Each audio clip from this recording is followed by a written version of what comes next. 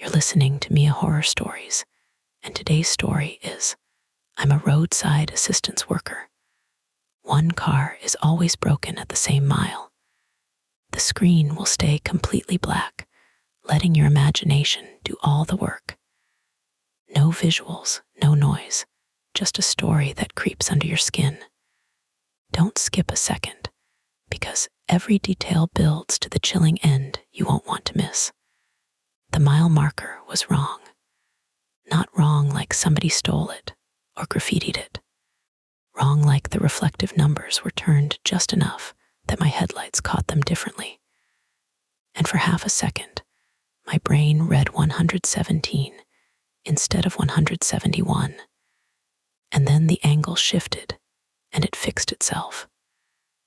A cheap trick of light, explainable, and still it put a small hitch in my breathing like I'd swallowed a crumb the wrong way. I eased the van onto the shoulder anyway, because the call pinged again.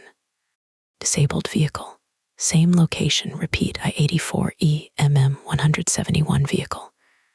2012 Honda Civic member. AH notes, won't start, hazard lights on. Caller requests jump. My dashboard clock glowed 2:13 a.m. The heater hummed, blowing air that smelled faintly of warm dust, and the peppermint gum I'd been chewing to stay alert. Somewhere in the back, a metal toolbox gave a gentle rattle each time the wind shoved at the van. Phone sat in the cradle, tethered to the dispatch app. The little map dot for the disabled vehicle was pinned like a thumbtack at the same spot I'd been to twice this month. Same mile, same shoulder, different car each time, technically. Different member names. Always won't start, always hazards on, always that specific stretch where the road bowed a little, and the pines pressed close enough to make the shoulder feel narrower than it was. You can tell yourself patterns are everywhere if you go looking for them. Still, I tapped the screen with my thumb and the app refreshed. The notes didn't change. They never did. I read AH again, like the initials might jog something in my memory. They didn't. The van idled with a low, steady vibration through the seat. Outside, the highway made that constant, distant rush, tires on asphalt, and the occasional heavier whoosh when a semi passed, pushing air that rocked my side mirror. The sky was ink black above the tree line. No moon that I could see, just a few pale stars that looked like they'd been punched through. I turned on my work light and checked the shoulder before I stepped out. Habit. Cars rush by faster at night because drivers assume nobody's out here. The light washed the gravel in harsh white, made every little pebble glitter.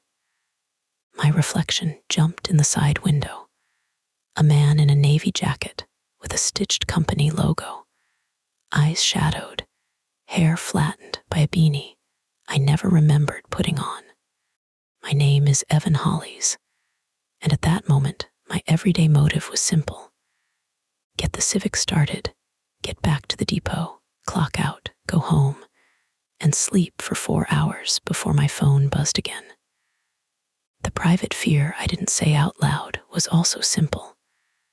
That I'd miss something obvious one night, an oncoming car, a bad jack point, a customer stepping into traffic, and it would be my fault in a way you can't wash off. I killed the radio. The silence inside the van wasn't dramatic, just the steady tick of cooling plastic and the faint hiss of airflow. I liked the radio most nights, but not when I was arriving at a scene that felt too familiar. I grabbed my flashlight, my jump pack, and the reflective vest from the passenger seat. Vest on first. Always. I'd learned the hard way after a near miss on Route 9 2 winters ago. A pickup went by so close, it tugged my jacket sleeve. The driver never even hit the brakes. The cold slapped me as soon as I stepped out. Not the biting kind, but the damp kind that crawls up your pants legs and makes your fingers stiff without you noticing. My boots crunched on the gravel shoulder. The air smelled like wet pine and the faint tang of exhaust. Up ahead, maybe 100 yards, a set of hazard lights blinked on and off, slow and patient. Each flash lit the nearest trees for a split second, like a camera strobe catching trunks and branches, and then letting them fall back into black. I walked toward it, keeping my body angled toward the road so I could see approaching headlights. The reflective vest flared bright in my own flashlight beam.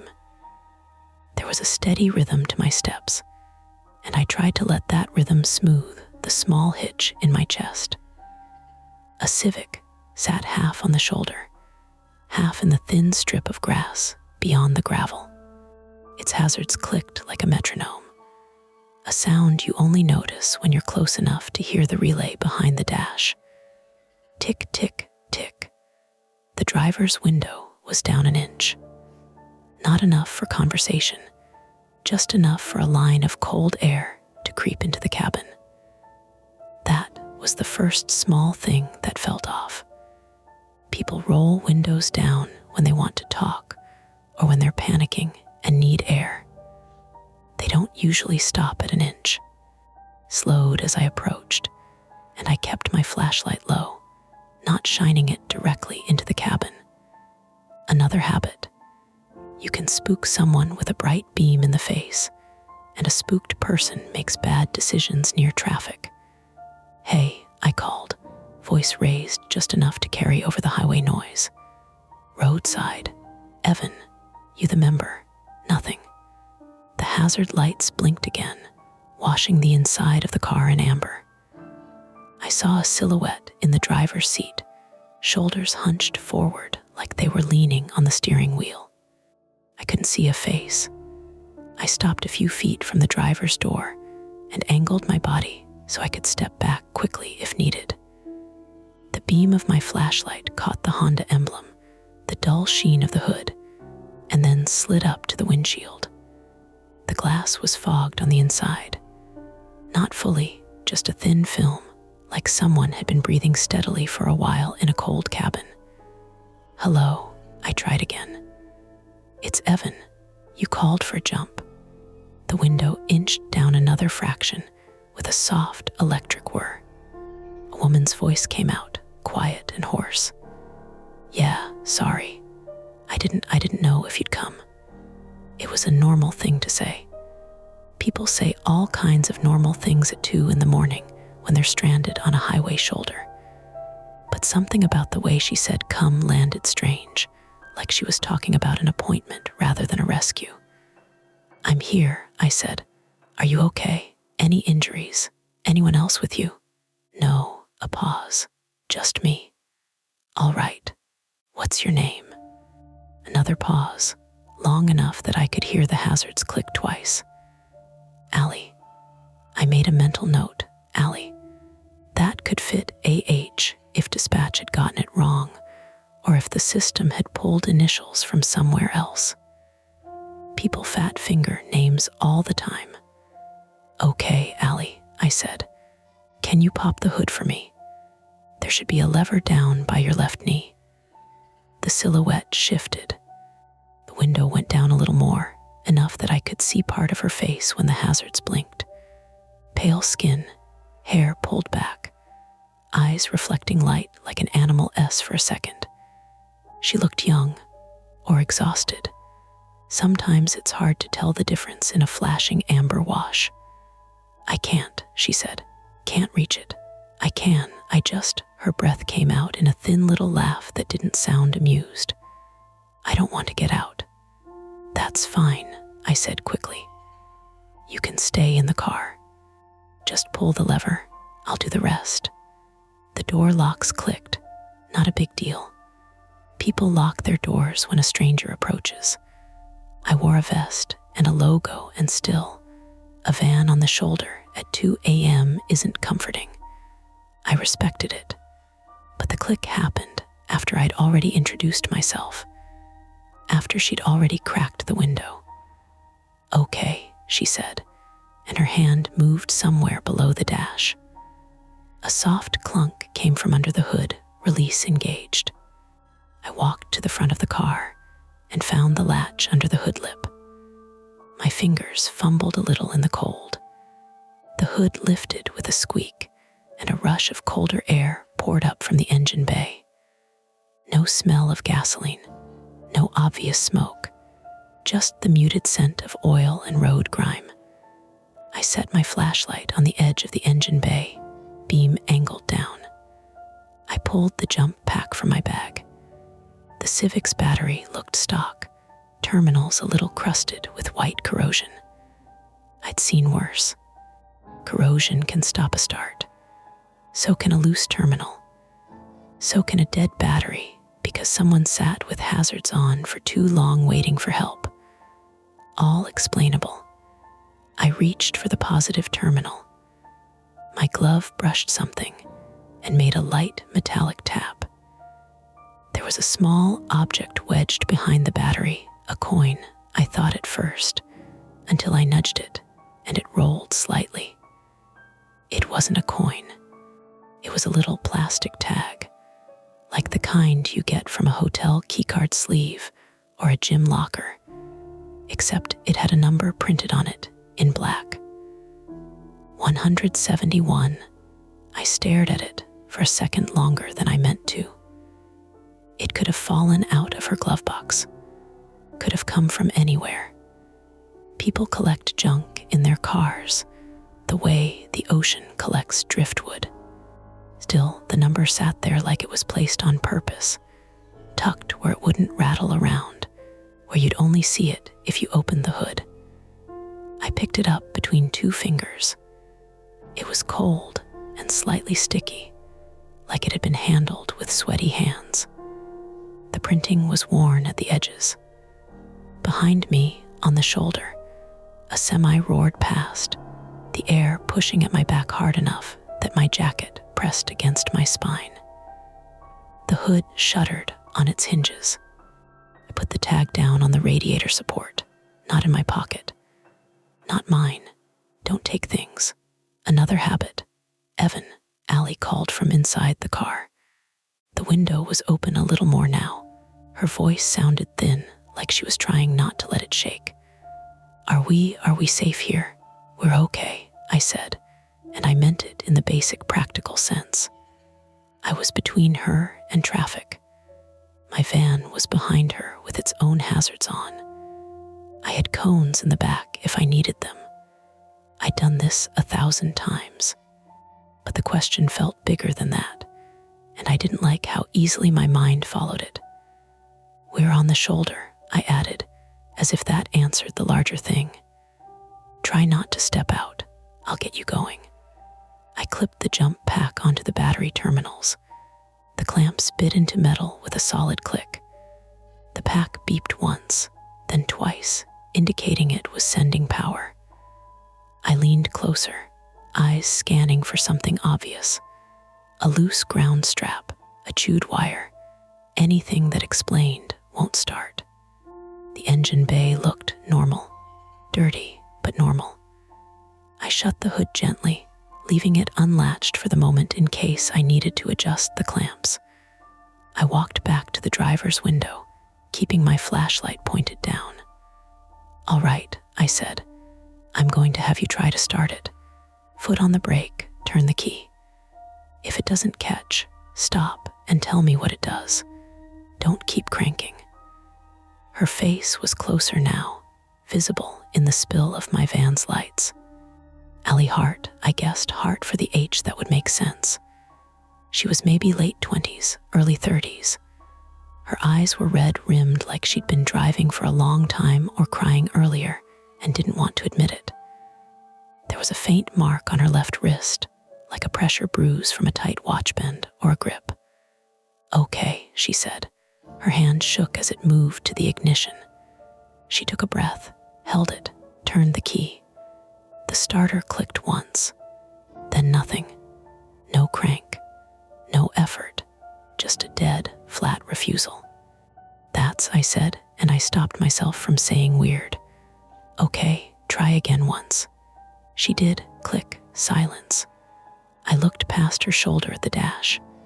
A couple of lights glowed dimly. Not fully dead, but weak. "Battery's low," I said. "The jump pack should help. Let me check the clamps." I walked back to the hood. My boots slid a little on the gravel, and I caught myself. The shoulder here sloped toward the trees just enough that everything felt like it wanted to drift away from the road. I lifted the hood. The clamps were still attached. The jump pack display was lit. It shouldn't be doing this. Then I saw it. The negative clamp wasn't on the battery terminal anymore. It was still clipped, but to nothing.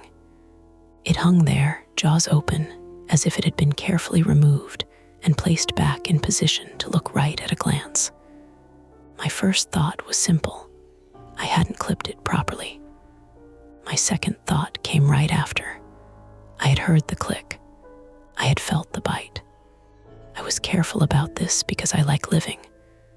I stared at the clamp for a long second, the highway noise filling my ears like water. My flashlight beam wobbled slightly because my hand wasn't as steady as I wanted. Behind me, Allie spoke again, louder. "Evan." I reattached the clamp deliberately. Metal on metal. Solid. I tugged it to make sure. It held. I closed the hood and turned back toward her.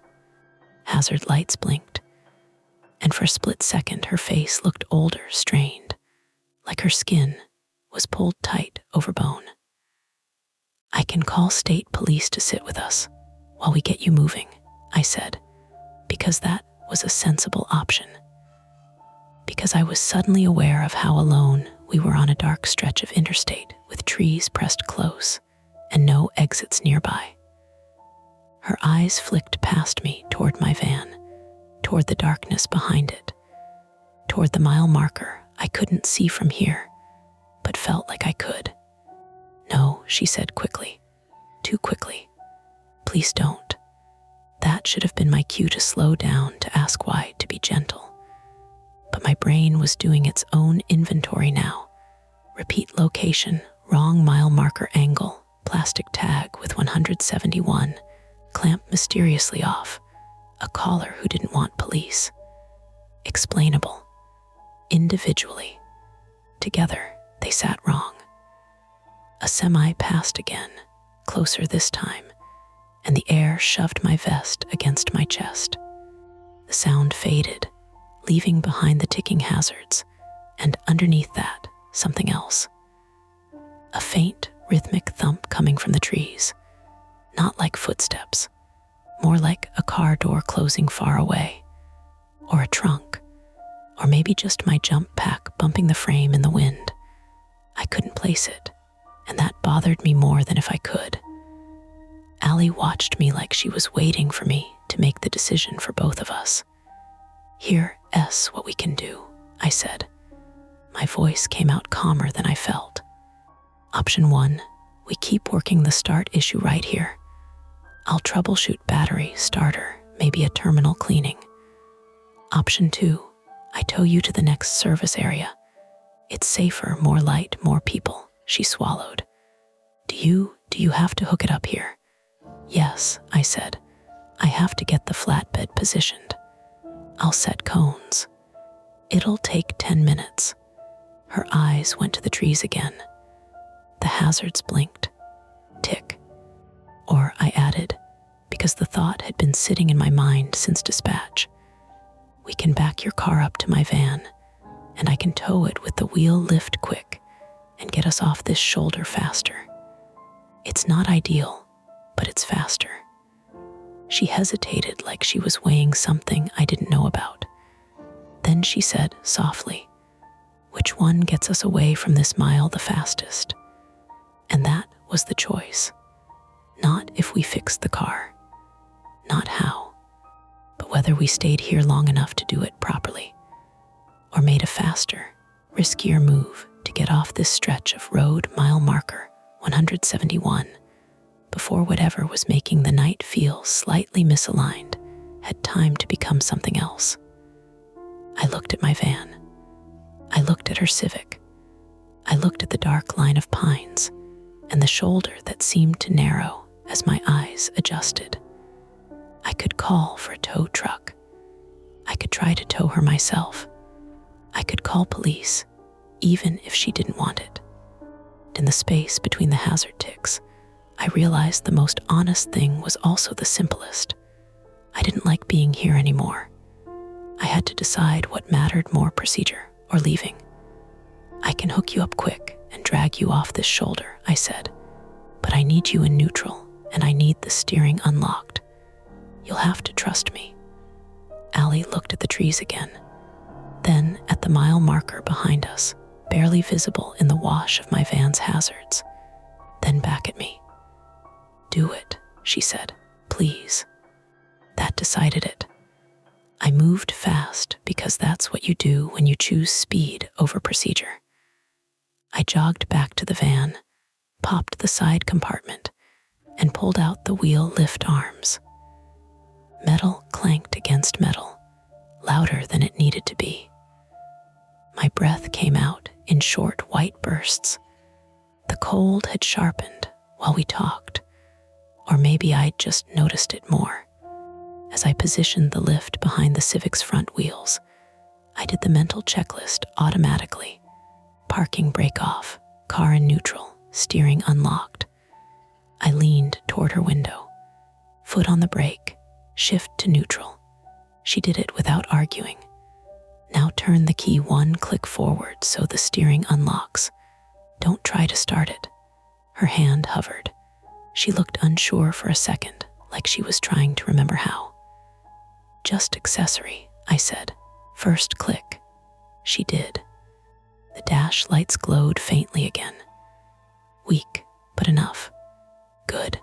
I dropped to a knee to slide the lift arms under the tires. Gravel bit through my jeans.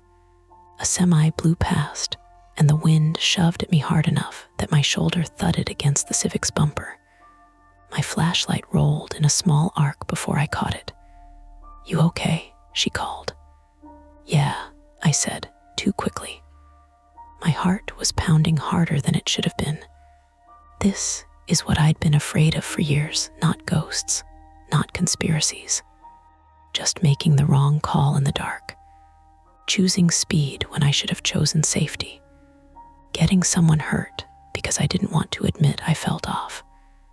The arms locked into place with a solid click. I raised the hydraulic lever, lifting the front wheels clear of the pavement. The car shifted slightly, suspension creaking. Allie flinched at the sound. It's fine, I said, normal. I climbed back into my van and pulled it forward slowly, dragging the Civic into alignment. The connection held. No grinding. No slipping. I grabbed the radio mic from the dash. Dispatch, Unit 14, I said. I've got a disabled Civic at MM 171 eastbound, attempting quick wheel lift to clear shoulder, requesting standby in case of secondary. There was a burst of static, then a voice I recognized. Unit 14, this is Carla, she said. Carla Nguyen, mid-40s, night dispatcher out of the Newburgh office. She'd been at it long enough that nothing rattled her voice. Copy. You're the third call at that marker this month. I know, I said, a pause. Member name, Allie Hart. I watched Allie in my side mirror. She was gripping the steering wheel even though the car was lifted. Her knuckles were pale. Carla came back. We don't have an Allie Hart at that location. My mouth went dry. What? The ticket says AH, but the registered member is Andrew Holloway. Male, 42. I looked at the Civic again. Looked at the silhouette inside. Maybe spouse, I said. Or he used her phone. Another pause, longer this time. I could picture Carla scanning the notes, the address, the call log. The callback number on file goes to prepaid line she said, not associated with the membership. A semi roared past. I didn't take my eyes off the mirror. Carla, I said quietly. Did the member request a jump? Affirmative. Won't start. Hazards on. Same as the last two at that mile. My grip tightened on the mic. Last two, I said. Handled one of them, remember. Different vehicle. Pickup, same complaint. I did remember. A red F-150, middle-aged guy who barely looked at me. His battery had tested fine. He refused to tow and insisted he'd figure it out. I chalked it up to pride. What about the other? I asked. Sedan, female caller. That one got towed to a shop in Middletown. Shop said nothing was wrong with it. I swallowed. Carla, the registered member for this Civic, is male, 42. But there's a woman in the driver's seat. Static crackled again. Unit 14, Carla said carefully. If the driver doesn't match the membership and the callback is prepaid, I recommend contacting state police. I can patch them. In my mirror, Allie was watching me watch her. Hold, I said into the mic, then lowered it. I stepped out of the van and walked back toward the Civic. The connection between the vehicles creaked softly as I moved. My boots crunched. I stopped by her window. Allie, I said, keeping my voice even. Quick question, who's Andrew Holloway? Her face went still. I don't know, she said. That's the name on the membership. I used his card, she said quickly. It's my boss S. He lets us. What kind of boss lets you use his roadside membership at 2 a.m? She didn't answer that. The thumping sound came again from the trees, faint, irregular, like something heavy being shifted and set down. I turned my head toward the dark line of pines. My flashlight beam barely reached the first row. After that, it was just black. Is someone else here? I asked. No, she said too fast. You sure? Yes. I held her gaze for a long second. Her pupils were wide, not just from the dark. I need you to be honest with me, I said, because if there's more going on, I need to know. Her lips parted, closed. She glanced past me again, not at the road this time, but further down the shoulder eastbound, where the curve swallowed the highway into darkness. Then she said, barely audible, they do like when I stay too long. A car passed. The wind swallowed the rest of her words. Who? I said. She shook her head sharply, like she'd said too much. Never mind, just go. My brain tried to put that into a normal box. Ex-boyfriend, stalker, bad breakup. Human explanations exist for everything. They just don't always line up cleanly. Are you in trouble? I asked. No, Allie, no, she said again, louder this time, and there was an edge in it. I just need to get off this mile. Behind us, headlights appeared in the distance. Not a semi this time, a smaller vehicle. It wasn't in the right lane like most traffic. It drifted slightly toward the shoulder before correcting. I felt my shoulders tighten. Okay, I said. I'm going to pull forward slow. Once we're moving, don't touch the wheel. Just let it follow. I walked back to the van and climbed in. I picked up the mic again. Carla, I said, stand by on state police. I'm clearing the shoulder now. Copy, she said. Call if you need. I eased the van forward. The Civic rolled behind me smoothly, front wheels suspended. The connection felt solid. The headlights behind us grew brighter. They didn't pass. Instead, they slowed. My stomach dipped. A dark SUV, maybe a Chevy, merged fully onto the shoulder about 50 yards back. Its hazards were off. Its lights stayed on high beam, washing the rear of the Civic in harsh white. I tapped the brakes lightly to signal I saw them. No response. They stayed there, engine idling, too close. I grabbed the mic again. Carla, I've got a vehicle pulling onto the shoulder behind my disabled. Description: dark SUV, late model, no hazards, sitting behind us. Copy: you want state. I hesitated for half a second too long. In that half second, the SUV's driver door opened. A figure stepped out. Male, tall, hood up. He didn't wave, didn't call out. He just started walking toward us. My heart thudded hard enough that I could feel it in my throat. I stepped out of the van again, positioning myself between the SUV and the Civic. Evening, I called, forcing my voice to carry. You need assistance. The man didn't answer right away. He walked with slow, deliberate steps. Gravel crunched under his boots. He was maybe mid-30s, broad shoulders, hands visible empty. I think that's my car, he said finally, nodding toward the Civic. Your car, I said. Yeah, she okay? I glanced back at Allie. She had gone rigid in the driver's seat.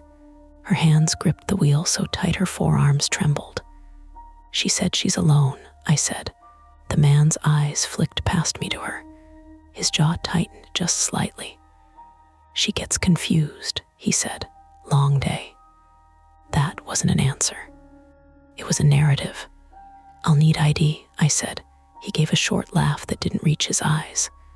You a cop? No, I said, but I'm responsible for who I tow. Behind me, I heard Allie whisper something. It took a second to register. Don't, she said, please don't. The man's gaze sharpened. Look, he said, stepping closer. It's 2 a.m. We had an argument. She stormed off. Car died. I followed. End of story. That's not the membership name, I said. He paused just for a fraction of a second. What name you got? He asked. Andrew Holloway. His mouth twitched. That's me. ID, I repeated. He took another step forward instead. The thumping sound from the trees came again. Louder this time, closer, like something heavy shifting weight. I didn't look away from him. I'm going to call state police, I said evenly, just to clear this up. Allie made a small choking sound. The man's expression changed. The friendliness dropped. You don't need to do that, he said quietly. I think I do. He glanced back at his SUV, then at the curve in the highway where the next set of headlights was still far off. Then he did something small but decisive. He turned slightly, as if to walk back to his vehicle. Relief flickered through me, and then he pivoted sharply and lunged toward the Civic's driver door. I moved without thinking. I grabbed his jacket at the shoulder and yanked. He stumbled back, surprised more than hurt. He was heavier than me, stronger. My boots slid on the gravel and I barely kept my balance. Get back, I shouted. Allie screamed, not loud, more like air forced out of her. The man shoved me hard in the chest. I stumbled, hit the edge of my van, pain shooting up my spine. Stay out of it, he snapped. I reached for the mic clipped at my shoulder, but he saw the motion. He grabbed my wrist, twisted. Pain flared sharp and bright. I heard something pop, not a break, but close enough to scare me. Let go, I said through clenched teeth. He glanced toward the trees again. For a split second, his attention shifted. I followed his gaze this time. In the darkness beyond the first line of pines, I saw the outline of another vehicle, parked nose in among the trees, engine off, no lights. I hadn't noticed it before. It was positioned perfectly to watch the shoulder without being seen from the highway. My stomach dropped. This wasn't random. The man shoved me again, harder. I hit the gravel, palms scraping raw. My flashlight skittered away, beams spinning uselessly. He yanked open the Civic's driver door. Allie, he said, voice low and controlled now. Get out. She shook her head violently. I'm calling the police, I shouted, fumbling for my radio. He turned toward me, fury finally visible. "You don't understand," he said. "You're making this worse." From the trees, a car door slammed. Not echo, not imagination, real. And suddenly, the choice wasn't about procedure or speed anymore.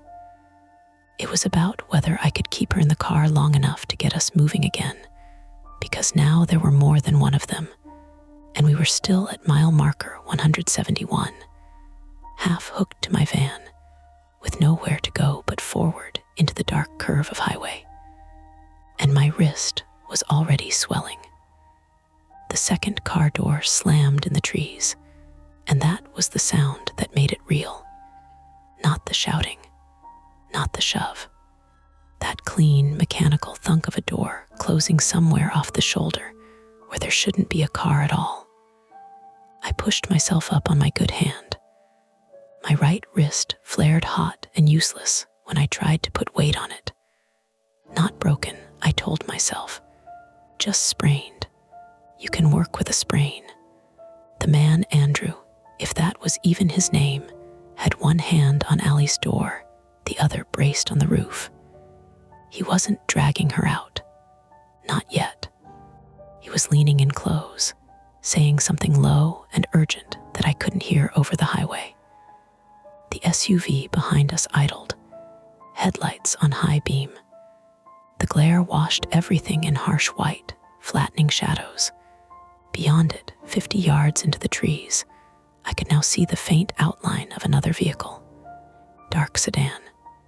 No lights. Parked nose in between two pines, angled just enough to watch the shoulder. We were positioned like this, my van at the front, nose eastbound, partially on the shoulder. The Civic hooked to my wheel lift, front wheels off the ground, rear wheels still on asphalt. The SUV behind the Civic, blocking the shoulder. And off to the right, beyond the gravel strip, a shallow slope into trees where the hidden sedan waited, boxed in. "Carla," I barked into the mic clipped to my vest. My fingers fumbled because my right hand didn't want to close properly. "State police." Now, static. Then her voice, sharper than before. "Unit 14, what's your status?" Attempted interference. Multiple subjects. MM 171 eastbound. Concealed vehicle off shoulder. Copy. Troopers en route from exit 15. ETA 8 minutes. 8 minutes. 8 minutes might as well be a year at 2 in the morning with two unknown men and a woman who looked like she might bolt at any second. The man stepped back from Allie's door and turned toward me again. "You just made this complicated," he said. "You're the one grabbing doors," I shot back, trying to keep my voice level. From the trees, a second figure emerged, shorter, bulkier, wearing a dark jacket. He didn't rush. He walked with the same deliberate pace as the first. They weren't panicked. That scared me more than if they had been. "Allie," I said, keeping my eyes on the men, "lock your doors. Don't open it for anyone but me." She nodded rapidly. The door shut. I heard the locks click. Andrew glanced at the second man, and then at the Civic's rear wheels still on the pavement. "You planning to tow it like that?" he asked. "Yep, with her inside. Yep." He gave a tight smile. "That's not procedure. Neither is whatever you're doing." He took a step toward me. My brain ran options fast. We were hooked up. If I jumped in the van and floored it, I could drag the Civic forward. But the rear wheels were still on the ground. Without brake lights or power steering, she could fishtail. And the SUV behind us was close enough that if I hesitated, they could block us entirely. Still, forward was the only open direction. Attempt 1, get moving. I backed toward my driver's door slowly, not turning my back on them. My right wrist throbbed with each pulse of my heart. "I'm leaving," I said. "You can explain it to troopers." Andrew's jaw tightened at that. I slid into the van, slammed the door, and threw it into drive. My foot hovered over the gas for a split second. Then the SUV behind us surged forward and tapped the rear of the Civic. Not hard, not enough to cause visible damage, just enough to press the Civic's rear bumper into my wheel lift. Metal groaned. The Civic rocked slightly. "Don't," I muttered. I eased forward anyway. The connection strained. I felt it through the steering wheel. The SUV kept pressure on the Civic, pushing gently, keeping us pinned. I laid on the horn. The sound blasted across the highway and into the trees, shrill and desperate. A few cars in the far lane slowed slightly, then kept going. No one stopped. The second man moved closer to the SUV's driver door. I killed the horn. My ears rang. This wasn't a random roadside argument. They were coordinating. One pushing from behind.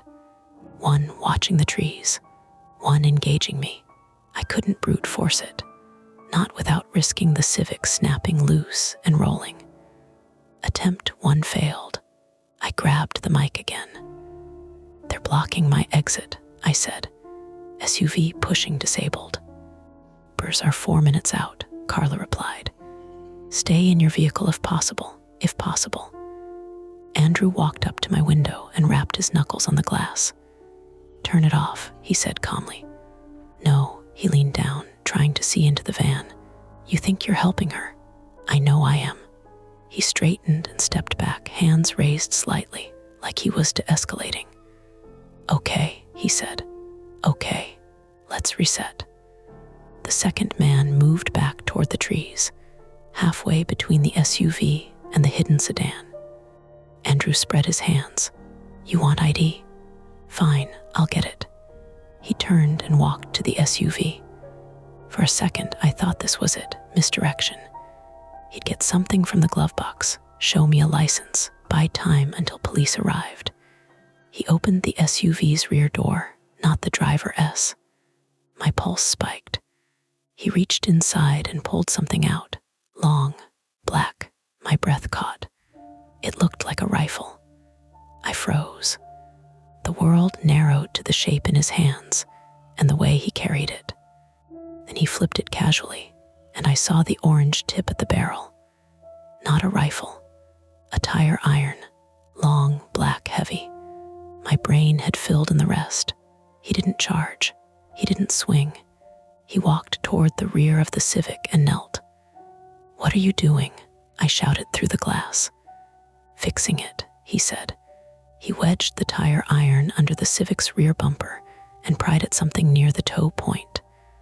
Metal screeched. I realized what he was doing a half second too late. He wasn't attacking me. He was trying to disconnect the Civic from my wheel lift. If he could drop it back onto its front wheels, they could box me in completely. I threw the van into park and jumped out again. "Back off," I yelled, running toward him. My right hand was useless, so I grabbed his shoulder with my left and tried to pull him away. He twisted, elbow catching my ribs. Pain shot through my side. The second man moved fast now, coming in from my right. I barely had time to turn before he slammed into me. We went down together in the gravel. My chin hit hard. I tasted blood. Somewhere above us, Allie was screaming. The tire iron clanged against asphalt. I rolled, trying to get my feet under me. My wrist screamed when I pushed off the ground. The second man pinned my arm briefly, then let go as headlights approached in the far lane. He didn't want to be seen wrestling me. That was useful. I scrambled up and staggered toward the van again. Attempt 2, stall and expose them. I grabbed my flashlight off the gravel and aimed it straight at the tree line. The beam cut through branches and bark. The hidden sedan was clearer now. Older model, dark blue, New York plates, engine off, but windows slightly cracked. I swept the beam across it deliberately, holding it there long enough that any passing driver might notice. "License plate," I shouted into the mic. "I've got a secondary vehicle off the shoulder." "Blue sedan, New York." Andrew lunged and knocked the flashlight from my hand again. It tumbled into the grass. "Stop it," he hissed. "Why are you here?" I demanded. He didn't answer that. Instead, he looked at Allie. "Tell him," he said. She shook her head violently. The second man moved toward the Civic's rear wheel now, crouching low. I saw his hands near the tire. He wasn't trying to disconnect it anymore. He was reaching for something under the rear axle. There was a small black box there. I hadn't noticed it before. It was strapped up tight against the frame rail. "Evan," Allie shouted, too late. The second man yanked the box free and threw it toward the trees. It hit a trunk with a dull plastic crack. For a second, nothing happened. Then a thin wail started, high-pitched, electronic, an alarm not from the Civic, from the woods. I spun toward the tree line. The sound was coming from deeper in. Not the sedan. Further, another vehicle, hidden further back. The wail grew louder, then abruptly cut off. Andrew stared at the second man. "You idiot," he snapped. The second man shrugged. It was going to go anyway. That wasn't for me. That was internal. New fact, the box under the Civic wasn't factory. It had been attached intentionally, and it triggered something in the woods. A tracker, a sensor, a signal device. Allie's breathing was ragged now. "They're watching," she whispered. "Who?" I demanded. She looked at Andrew. Andrew looked at the trees. The second man was backing away slowly toward the hidden sedan. I heard another sound, then low, distant, but distinct. Sirens, faint, troopers. Andrew heard them too. His expression changed again. Calculation. "We're leaving," he said to the second man. Without, the second man started. Yes, they moved fast now. Not toward me, toward the trees. I blinked. They weren't trying to grab Allie anymore. They were retreating. The SUV engine revved. Andrew ran to it, jumped in. The second man dove into the blue sedan. The SUV reversed hard, tires spitting gravel, then swerved back onto the highway. The sedan followed, headlights snapping on as it burst from the tree line. Two vehicles merged into traffic and disappeared eastbound. Just like that. The sirens grew louder. Relief washed over me so fast it made my knees weak. I staggered back to the Civic. "Allie," I said, breathing hard. "They're gone." She didn't answer. Her head was tilted slightly forward, chin almost touching her chest. "Allie." Opened the driver's door. She slumped sideways. There was a small red dot blinking under her collarbone. My stomach flipped. I leaned closer. Not red, green. A tiny LED pulsing, embedded in a small adhesive patch stuck to her skin. "What is this?" I whispered. Her eyes fluttered open briefly. "I told you," she said faintly. "They do like when I stay too long." The sirens were close now, maybe a minute out. I reached toward the patch with my left hand. It wasn't just a patch. It was wired. Thin filament wires ran under the fabric of her shirt, disappearing downward. Not a bomb. Not wires like that. Medical, monitoring. My brain connected dots in a rush. The box under the axle, the alarm in the woods, the prepaid phone, the repeated breakdowns. Different cars. Same mile. This wasn't random roadside trouble. This was a drop point, or a handoff, or a pickup, and I had just interfered with it. "Allie," I said urgently. "What's under your shirt?" She swallowed. "They can see," she whispered. "See what?" "Everything." The sirens were on top of us now, red and blue light washing the trees. I turned toward the highway, and saw something that made my blood feel thin. A third vehicle had just pulled onto the shoulder behind my van. Not the SUV, not the sedan. A white cargo van. No lights, no markings. It hadn't come from behind us. It had come from the westbound lanes, crossed the median through a maintenance cut, and rolled silently up behind my vehicle. Point of no return. Because if the first two were retreating from police, this one was. It had just arrived, and the trooper cruisers were still at least 20 seconds out. Enough time for something fast. Enough time for something irreversible. I was standing between Allie and that van, and my wrist was barely functional. The white cargo van stopped behind mine with a soft crunch of gravel, like it had all the time in the world. No hazards, no headlights, just a dark rectangle in my rearview world. I heard the state trooper sirens close enough now that the sound had textured Doppler shifts, the alternating wail bouncing off the trees. Red and blue light strobed faintly through the pines, still not quite on us. 20 seconds, maybe less. That should have been comforting.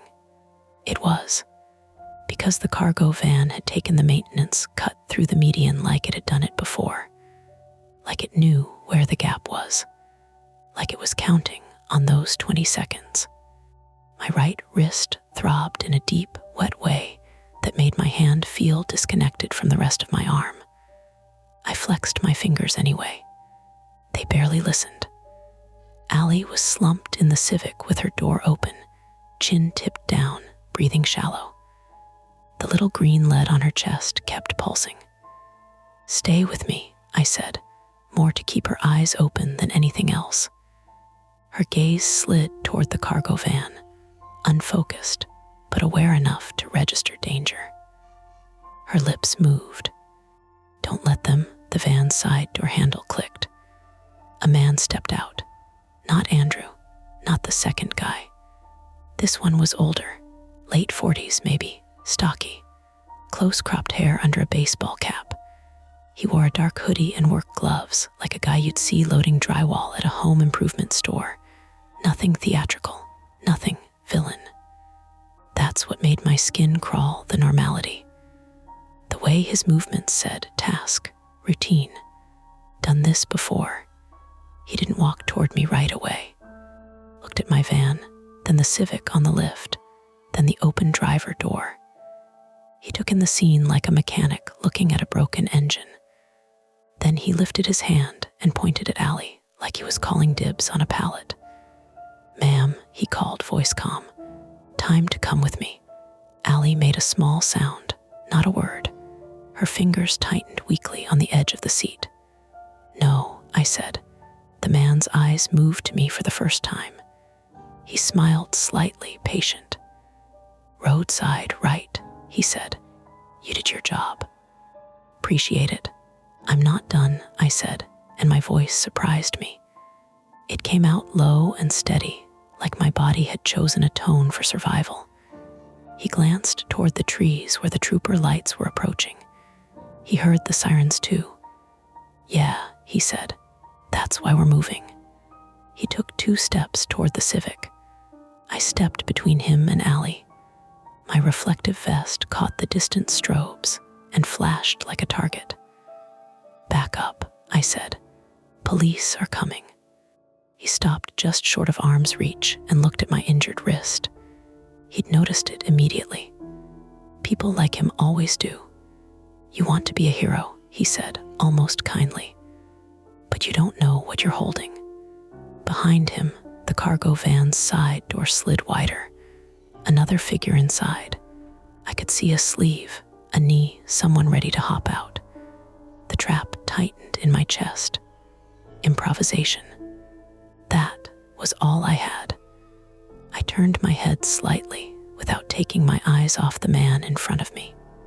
"Allie," I said quietly, "can you move your legs? Can you sit up?" Her breathing hitched. She tried, her shoulders barely lifted. "I'm tired," she whispered. Of course she was. Whatever they'd put on her, the wired patch, the box under the axle, it wasn't for her comfort. The man took another step forward. His gloved hands opened, palms up, as if he was about to help her down from the seat. My left hand closed around the metal clipboard I kept clipped inside my vest. Hard plastic. Not a weapon, but solid. And then I remembered the 171 tag sitting on the Civic's radiator support, still under the unlatched hood. The marker, the number, the thing that shouldn't matter and yet kept showing up like a fingerprint. I backed one step toward the front of the Civic, forcing the man to follow if he wanted Allie.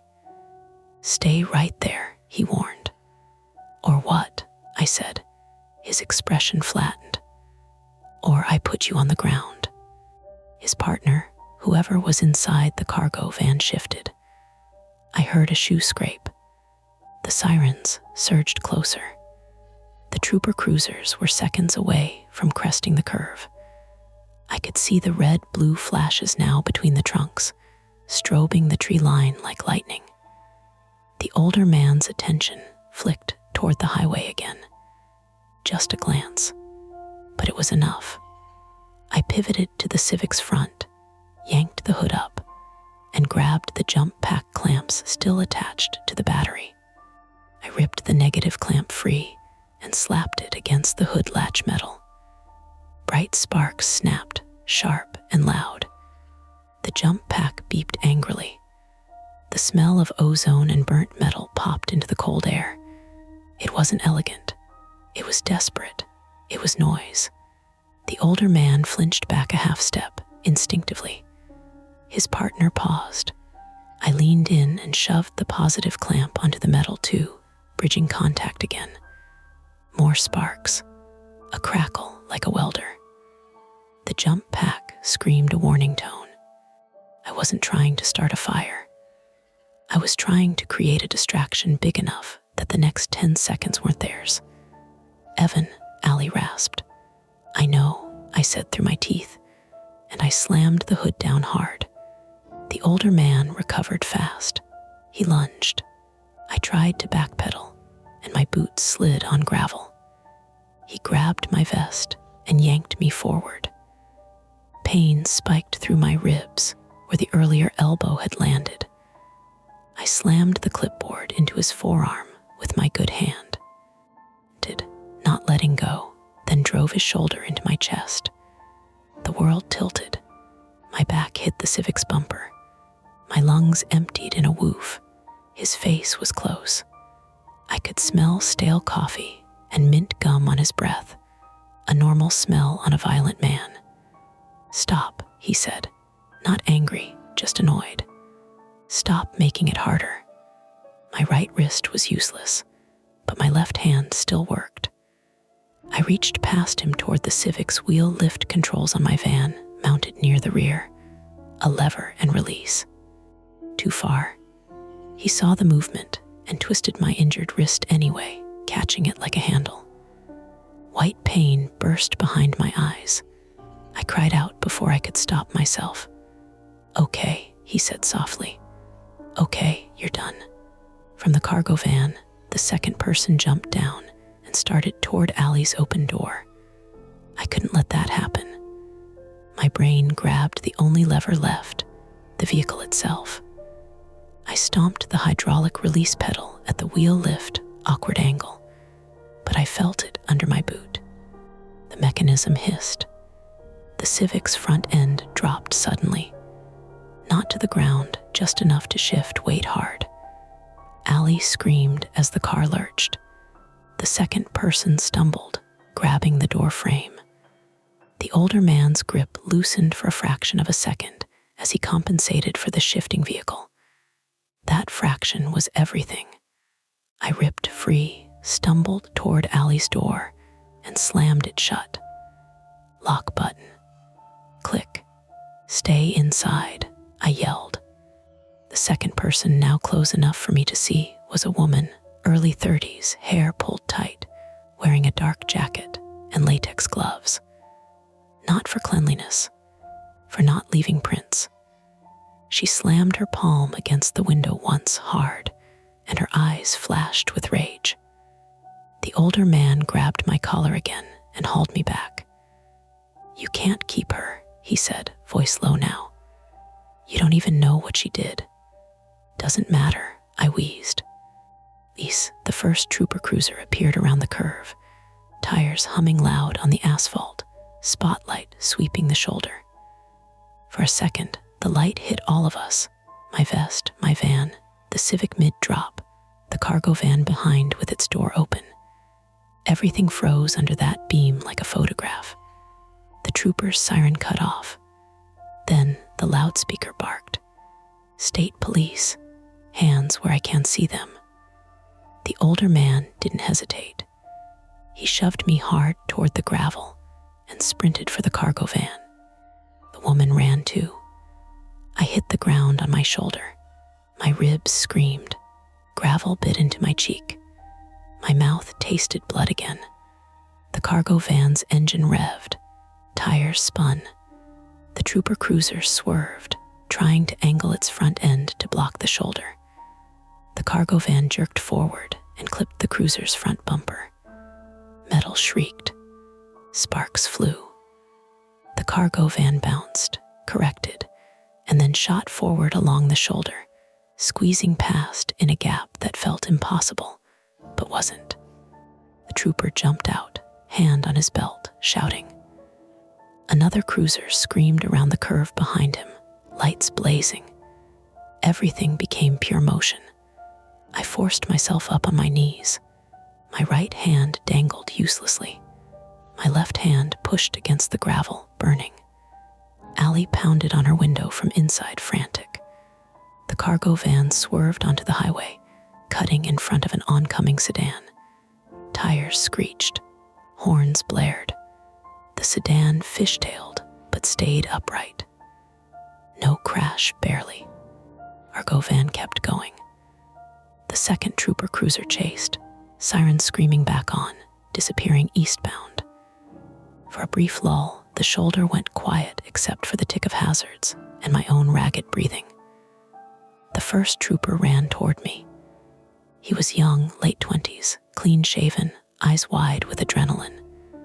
Trooper Mason Greer, male, 28, state police. His name tag flashed in the strobes when he got close. "Sir, are you injured?" he demanded. "Wrist," I panted. "Ribs. They tried to take her." He looked at the Civic. "Ma'am, are you hurt?" Allie didn't answer. She was shaking, forehead pressed to the steering wheel. "Trooper," I said, fighting for breath. "There's another vehicle in the trees, blue sedan, New York plates. It came out earlier, took off." Greer's gaze flicked to the tree line. His jaw tightened. He keyed his radio. "Dispatch, possible secondary vehicle in woods at MM 171, eastbound shoulder. Request additional units. EMS for one male, with injury, possible female in distress." Then he looked back at me, scanning my face like he was trying to decide if I was coherent. "Can you stand?" he asked. "I can," I lied. He helped me up anyway, firm hand under my elbow. I hated needing it. My flaw, the fear of being the guy who misses something, was now tangled with the fact that I'd made calls tonight that could have gotten us killed. Procedure had been a lifeline, and I'd cut it because my gut had screamed. Allie unlocked the Civic door only after Greer ordered her to. She moved like her joints were full of sand. When she stepped onto the shoulder, her knees buckled. Greer caught her. Up close, I saw how pale she was. Sweat beaded at her hairline despite the cold. The wired patch on her chest pulsed green steadily. "What is that?" Greer demanded. Allie shook her head. Her lips moved without sound. I reached with my left hand and carefully pulled the collar of her shirt aside just enough to see. Thin wires ran down under the fabric, taped to her skin. "It's not a bomb," I said quickly, because the trooper's posture had changed. "It looks like a monitor, Medical or tracking? Allie flinched at the word tracking. Greer's eyes hardened. Ma'am, I need you to talk to me. Are you being held against your will? Allie stared at the tree line, breathing shallow. Her eyes were glassy. They're not supposed to lose me, she whispered. Greer's grip tightened. Who? She swallowed. I don't know their names. Almost laughed at that. Not because it was funny, because it was the most horrifyingly believable thing in the world. People get moved around by strangers whose names they never learn. An EMS unit arrived within minutes, lights flashing, engine rumbling. Paramedic Leela Grant, female, 35, and EMT Jonah Pierce, male, 23, hustled over with a bag and a folded stretcher, faces tight with focus. Leela took one look at my wrist, the swelling already ballooning, and shook her head. Sit, she ordered. I'm fine, I started. She cut me off with a look that said she didn't have time for my pride. Jonah guided me to the bumper of my van. When I sat, pain radiated through my ribs, and my vision went sparkly at the edges. Shock, adrenaline bleeding off. Leela moved to Allie next, gloved hands gentle but quick. Any chest pain? She asked. Allie shook her head faintly. Any drugs? Leela asked, blunt. Anything you took tonight? Allie's eyes flicked to me. Shame flashed across her face. Leela read it and softened her tone just a notch. I'm not judging. I need to know what might be in your system. Allie whispered. They said it was vitamins. Leela paused, looked at the patch again. Okay, she said. We're going to get you to hospital. Greer stepped aside to radio again, voice low but urgent. I watched the interstate beyond them. Cars still moved, slowed by the lights, drivers craning their necks. Life continuing. And then I noticed something that made my stomach clench all over again. The mile marker. In the flashing lights, it read clearly 171. But beneath it, beneath the main reflective panel, was a smaller, newer-looking sticker. White background, black numbers. 171 again. A duplicate number, slightly crooked, like someone had replaced it or reinforced it. Like they needed this mile to be unmissable. I pointed with my good hand. Trooper, I said hoarsely. Look at the marker. Greer followed my gesture. He narrowed his eyes, then walked over, flashlight beam steady. He crouched, examined it, then stood and looked back at me. You saying it's been altered? He asked. I'm saying I've been called here too many times, I said. And I found a plastic tag under her hood that said 171. Greer's face tightened. He called another trooper over who had arrived and was scanning the tree line. They exchanged a quick look that was pure police shorthand, bigger than tonight. Leela and Jonah loaded Allie onto the stretcher. Allie's hand reached out weakly, grabbed my sleeve. Evan, she whispered. I leaned in, my ribs protesting. They'll come back, she said, and her voice wasn't dramatic. It was matter of fact, like someone telling you it might rain. Greer heard it. He stiffened. We're taking you into protective custody, he said, and it sounded like a promise and a threat at once. Allie's eyes filled with tears. She squeezed my sleeve harder. I didn't want, she started, and then her breath hitched and she stopped, as if finishing the sentence would get her killed. The EMS doors closed. The ambulance pulled away, siren low, heading westbound toward the nearest hospital. Greer turned back to me. Sir, you're going too. Wrist looks bad, and I need a statement. I wanted to argue, to stay, to keep control of the scene the way I always tried to. But I couldn't even twist my hand properly. My chest hurt when I breathed. Cost. That was the only honest currency in a night like this.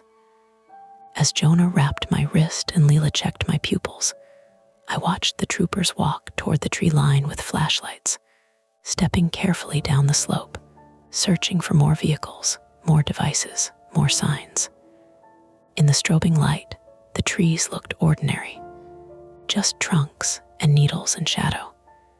And that was the worst part, because nothing about them needed to be supernatural for my body to learn a new fear, that a place can be used, marked, repeated, turned into a routine. Mile 171 wasn't haunted. It was operational. When Greer helped me into the back of the second ambulance, my phone buzzed once in my pocket, one last ugly little vibration. A new dispatch notification.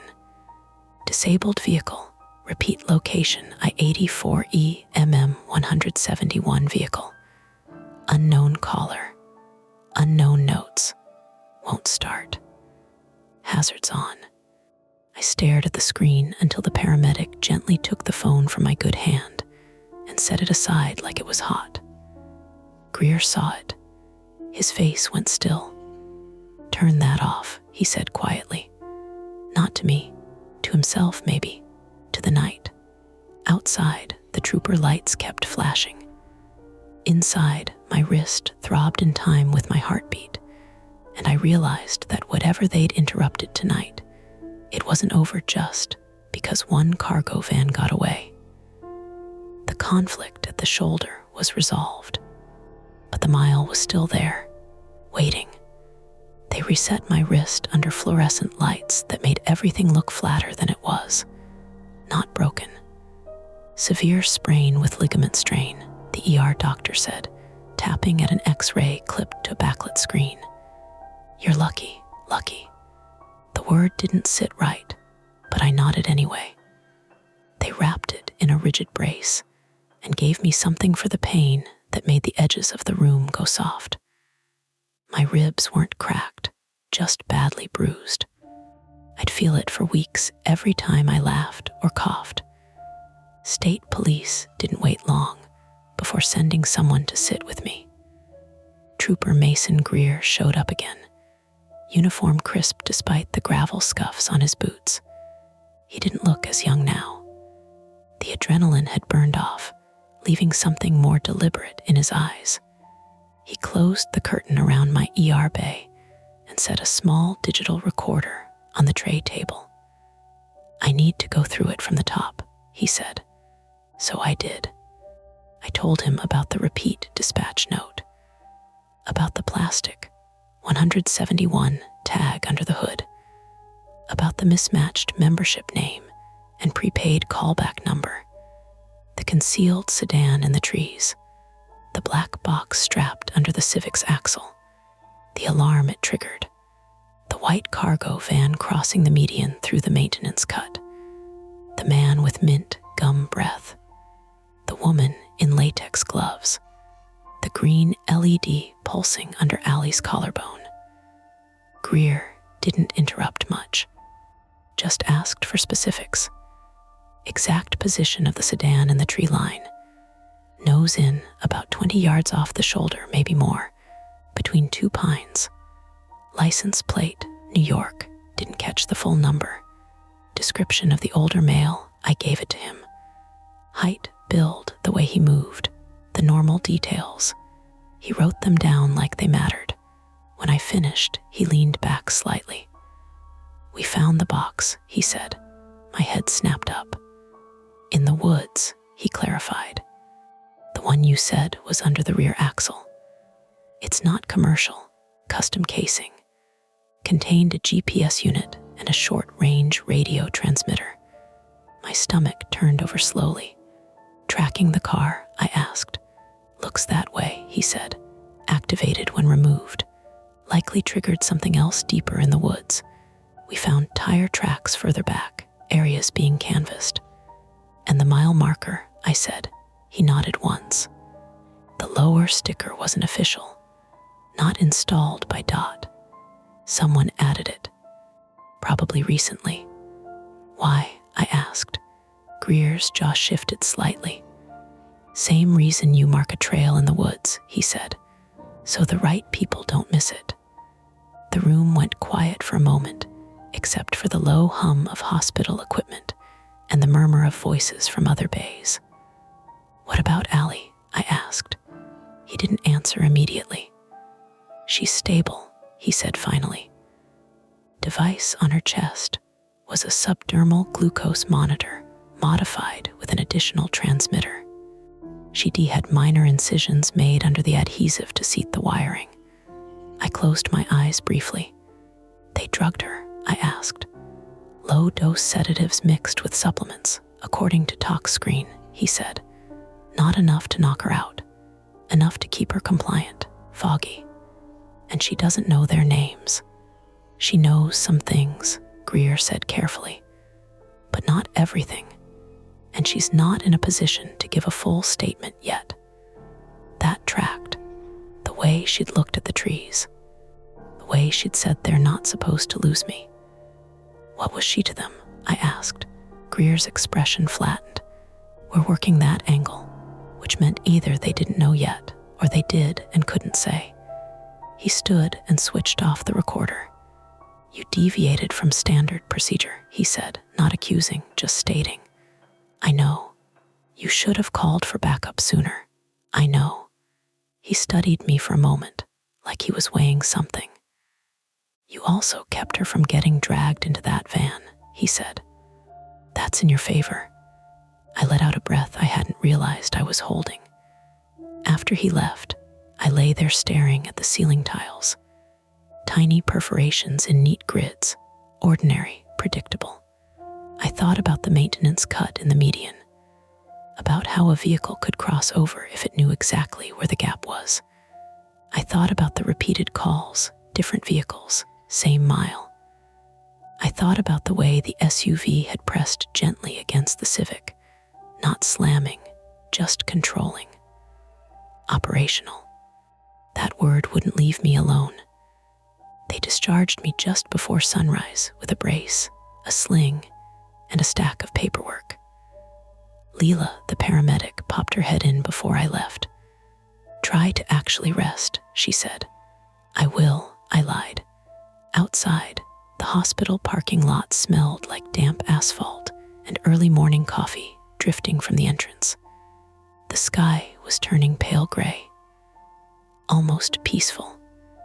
Greer was waiting by my van when I got back to the impound lot where they'd towed it overnight for processing. The Civic was gone, taken as evidence. My van had a small dent on the rear bumper from where the cargo van clipped it. Paint scraped, nothing catastrophic. "You're off rotation for a few days," Greer said. "Your company's aware." "Great," I said. My voice sounded flat to my own ears. He watched me for a second. "We've put in a request for traffic cameras along that stretch," he said, "and we're reviewing past roadside calls at that marker. You weren't the only one." "How many?" I asked. Hesitated. "Enough," I swallowed. "You think it's trafficking?" I said quietly. He didn't confirm it, didn't deny it. "We think it's organized," he said. "We think it's been happening longer than we realized. Your call forced it into the open."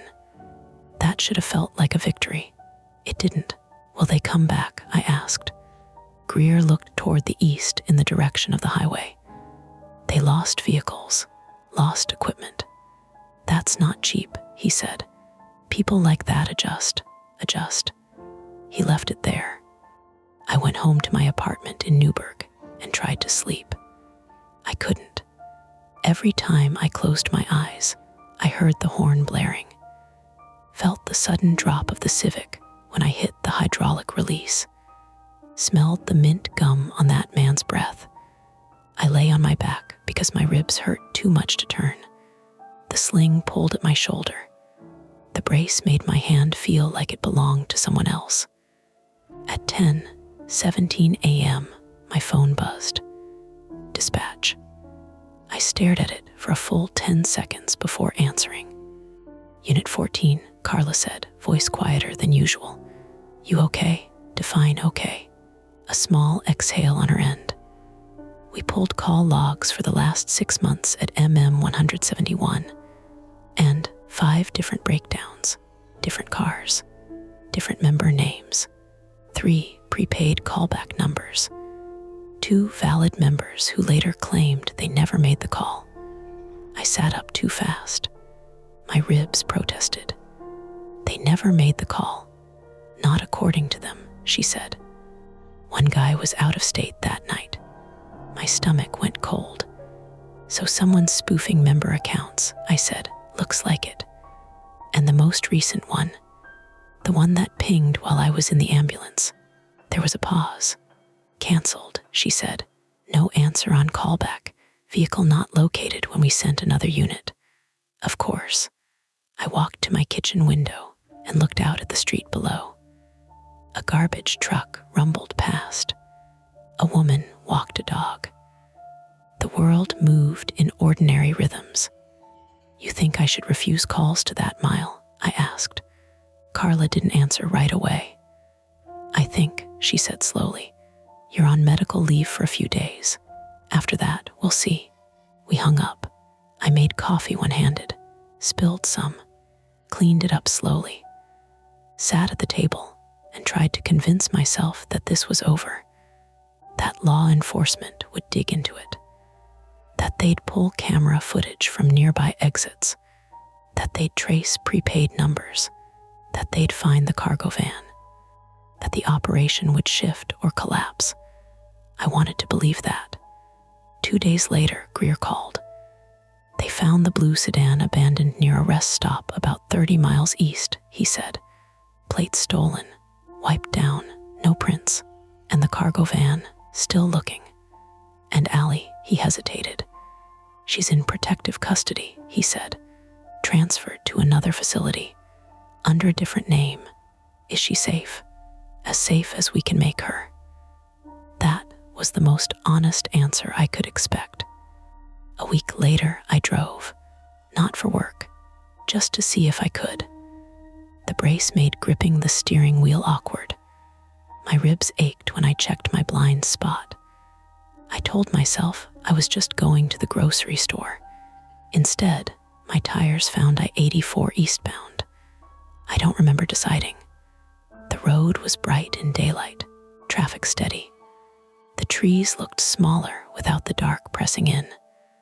When the mile markers started counting up, my pulse did too. I slowed slightly without meaning to. It looked like any other stretch of highway. Shoulder, guardrail, pines. The maintenance cut in the median was visible now in full daylight, a gap in the barrier, marked with orange reflectors. The official mile marker stood upright, reflective panel clean. The lower sticker was gone, removed. Nothing beneath it now. No sign it had ever been there. I kept driving, didn't stop, didn't even glance at the shoulder longer than necessary. But as I passed, I noticed something small. A black SUV parked legally at the next exit ramp, hazard lights blinking. A man standing beside it on his phone, probably a flat tire, probably nothing. Still, my hands tightened on the wheel, because the pattern doesn't announce itself. It blends in. At home that night, I put my phone face down on the table. I didn't turn off notifications. I just let them sit. At 2:13 a.m., almost exactly a week later, it buzzed once. Not dispatch. A text from an unknown number. No message body, just 3 numbers. I stared at it until the screen went dark. Then I locked the phone and set it back down carefully, like it might explode if I handled it wrong. I didn't reply. Outside, a car passed on the street below, tires humming on asphalt. Ordinary, mostly. And that's the end of today's chilling tale. If you enjoyed this story and want more nights full of suspense, don't forget to hit that like button, subscribe to Mia Horror Stories, and turn on the bell so you never miss a scare. I've got plenty more stories waiting for you, so stick around and check out the other videos on the channel. Thanks for watching, and until next time, stay safe and don't look behind you. You're listening to Mia Horror Stories, and today's story is I found an old chat log where I warned myself. The screen will stay completely black, letting your imagination do all the work. No visuals, no noise, just a story that creeps under your skin. Don't skip a second, because every detail builds to the chilling end you won't want to miss. The first thing that didn't fit was the timestamp. Not in a dramatic, end of the world way. In the boring, office it way. The kind of wrong that makes you squint and lean closer because your brain assumes you messed up. I had my laptop open on the coffee table, balanced on a stack of mail I'd been pretending didn't exist. The living room still smelled faintly like the microwaved popcorn I'd burned an hour earlier. Outside, rain ticked against the fire escape in thin, impatient taps. Somewhere down the hall, a neighbor's bass thumped in slow, metronomic pulses, distant enough to be annoying, not loud enough to complain about. On my screen was an export file I didn't remember making. Chat backup 2016-11. JSON, I've been searching for old tax stuff, W2 PDFs from the year I moved cities, when Windows decided to help by showing me a folder called Archive. I hadn't touched it in years. Inside were the usual ghosts, a resume with an outdated email address, a half-finished budget spreadsheet, photos of a couch I never bought. And then this. I clicked it, expecting junk data. The file opened in a plain text viewer first, a wall of braces and brackets. I switched over to a free JSON viewer online, one of those sketchy sites that tries to sell you a password manager, and pasted a small chunk. The viewer formatted it into something almost readable. Chat transcripts, each entry with a date, a sender name, a message. The top entry displayed clean and neat, as if it had been waiting years just to be understood. 2016-11-302, 1709 sender. Evan message. Don't answer her. If you see this, don't answer her. My throat tightened in a way that felt stupid, like I was reacting to a horror movie jump cut. It was a sentence, a dumb sentence. I was alone in my apartment in Pittsburgh with a laptop and burnt popcorn. There was nothing here to be afraid of, but it was my name, not a username I used everywhere, not some handle I'd forgotten. My actual first name, the one only friends and family used, spelled right. The way it was written, no punctuation, except that one period, all lowercase, urgent but not theatrical, felt weirdly familiar. Like hearing your own voice on a voicemail and hating the sound. I scrolled. More messages appeared, all from Evan, all within a 10-minute window. She's going to say it's an emergency. She'll use your mom's name. Don't get in the car if you already did. Leave your phone in the cup holder. Leave it. I let out a little laugh, sharp and involuntary. It wasn't funny, exactly. It was my body trying to decide whether to file this under annoying or dangerous. Okay, I said out loud to the empty room. What is this? I'd been up too long. That part was true. I'd spent the day staring at monitors in a windowless office, then came home and stared at a different monitor, doom scrolling until my eyes felt gritty. I had a deadline at work I was pretending didn't exist. I had a mother I hadn't called back in 4 days. My brain was a junk drawer. Still, you don't find a chat log where you warn yourself. My phone buzzed on the couch cushion beside me, face down. I glanced at it without thinking, expecting a Slack notification from my team in Seattle forgetting time zones existed. No Slack, just a text preview. Unknown number. Hey Evan, "It's me. Call me when you see this." My skin didn't prickle. I didn't hear violins. The rain kept tapping the fire escape. The neighbor's bass kept thumping like a slow heart. But my mouth went dry in a very practical way, like I'd been running and didn't realize it. Unknown numbers text all the time. Delivery people, clinics, someone's kid with the wrong digit. Scams that start casual so you'll answer. I flipped the phone over and stared at the screen.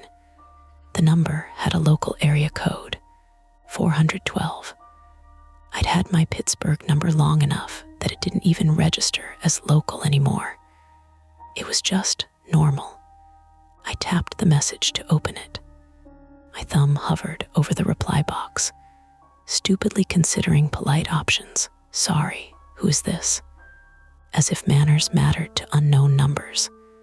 Then I looked back at my laptop screen. "Don't answer her." I swallowed. Maybe I de-exported an old chat backup from a different app years ago, and it had nothing to do with me now. Maybe the sender field defaulted to Evan because of how the file was structured. Maybe her was some random customer service rep. Maybe I made this as a joke in college. But the text was from now, and it addressed me by name. My phone buzzed again. Unknown number, it's important. I set the phone down like it was hot. Not dramatic, just I didn't want it in my hand. I leaned closer to the laptop and scrolled until my eyes caught on another line that punched through the rest. "She will sound like Claire. It won't be her, Claire." I hadn't heard that name out loud in years. The sound of it in my head had edges. I sat back, the couch springs complaining. In the kitchen, my refrigerator clicked and hummed louder for a moment, like it was taking a breath. A siren wailed somewhere distant and then faded, swallowed by wet streets and city blocks. My finger traced the trackpad, scrolling further down, faster. The transcript entries ended abruptly, mid-thought, like someone had slammed a laptop shut. "Last message. If you're reading this, you still have time. Do not." And then nothing. I stared at the cutoff dash, my eyes hunting for a continuation that wasn't there. The file had more data, but the conversation ended there. It didn't read like a prank. Not like the way my friends and I used to prank each other, with obvious punchlines and excessive setup. It read like someone typing with shaky hands and too little time. My phone buzzed again, longer this time, a call. The unknown number. The screen lit up in the dim room, casting pale blue on my knuckles. I didn't pick up. It went to voicemail. The phone stopped buzzing and lay still. For a few seconds, there was only rain, bass, and the faint vent hiss of my heating system. Then another vibration. Another call, same number. I watched it ring out again. My heart was beating faster, but it wasn't panic. It was irritation mixed with something I didn't want to name. A sense that I was being tugged by a string someone else held. Finally, the phone stopped. A voicemail icon appeared. I didn't tap it. I stared at it until the screen dimmed. When it went dark, my face was reflected faintly in the black glass. I looked tired, older than I felt. The overhead light in the hall outside my apartment door buzzed in that cheap fluorescent way, a sound you don't notice until you're trying to listen for something else. I reached for the laptop again, the safer object, the one that couldn't ring at me. I clicked into the file's metadata. Creation date, November 3rd, 2016. That tracked. Modification date, January 14th, 2026. 2 weeks ago. 2 weeks ago, I'd been in the office, drowning in tickets. I hadn't been digging through archives. I hadn't touched a JSON file in a decade. I I was sure of that in the way you're sure you didn't suddenly decide to paint your ceiling at 2 a.m. I opened the folder view and stared at the file list. There were other exports too, similar names, dates in 2016. But only this one had a recent modification, like it had been opened, edited, touched. I tried to remember January 14th. It was a Thursday. I'd been late to a meeting. I'd spilled coffee on my shirt and blamed the lid. I'd gotten a message from my mom I hadn't answered. I couldn't connect any of it to this. My phone buzzed again. A new text. Unknown number, Evan, please. I don't have much time. I stared at the words until they blurred. The sentence wasn't threatening. It didn't demand money. It didn't include a link. It didn't ask me to verify my bank account or click a secure portal. It sounded like a person. And the file on my laptop, my name, the warnings, the mention of Claire, had threaded itself into the moment so cleanly that my brain couldn't separate them anymore. My private fear, the one I tried not to say out loud, wasn't ghosts or demons or government conspiracies. It was that I was easy to steer. That when someone asked for help, when someone sounded desperate, I folded. I showed up, I fixed things. I answered calls in the middle of the night, and then resented myself later for doing it. It was a flaw disguised as decency, and I'd been living with it long enough to know how it usually ended, me exhausted, someone else relieved, and the quiet, sour feeling that I'd been used. I picked up the phone again and opened the contact info. No name, no carrier label, just the number and the options to block or add. My thumb hovered over block this caller. On the laptop, the last message stared back at me in its clean little box. If you're reading this, you still have time. Time for what? My mind slid against my will toward the only Claire I knew. Claire Lawson. The Claire who had once been my friend and then, quietly and thoroughly, stopped being one. No explosion. No betrayal with a capital B, just a series of small, rational choices that led to me not being invited, not being told, not being included. And then the last time I saw her, in a hospital hallway in Cleveland, her hair unwashed and her eyes fixed somewhere beyond my shoulder, saying, "You always want to be the guy who helps," like it was an accusation. I hadn't thought about that in years. Not because it didn't matter, because it still did. My laptop pinged softly, an email notification. I ignored it. The phone buzzed again with another call. This time, I didn't let it ring out. I swiped it away, not answering, just dismissing, like deleting an alarm. The immediate silence felt like relief. Then I realized something else, the file's date. 2016, 11/3, the same as tonight's date. Month and day, not year, obviously, but still. A coincidence, a dumb coincidence. The kind of pattern the brain loves to chew on. I shut the laptop halfway, then opened it again. My hands didn't know what to do. I needed an anchor, a person. Someone to say, "That's weird," in a normal voice, so my nervous system would stop treating this like a threat. I thought of my mom, then immediately didn't. If the text was a scam and I was already spiraling, involving my mother was the worst possible move. I thought of my coworker Jenna, but she was the kind of person who would turn this into a workplace meme, and I wasn't ready to be laughed at. There was only one person I trusted with something that sounded crazy without making it worse. I opened my contacts and found Maya Kendall. My thumb hovered over her name. Maya was the friend who didn't sugarcoat, the friend who told you when you were being paranoid and when you were being careless.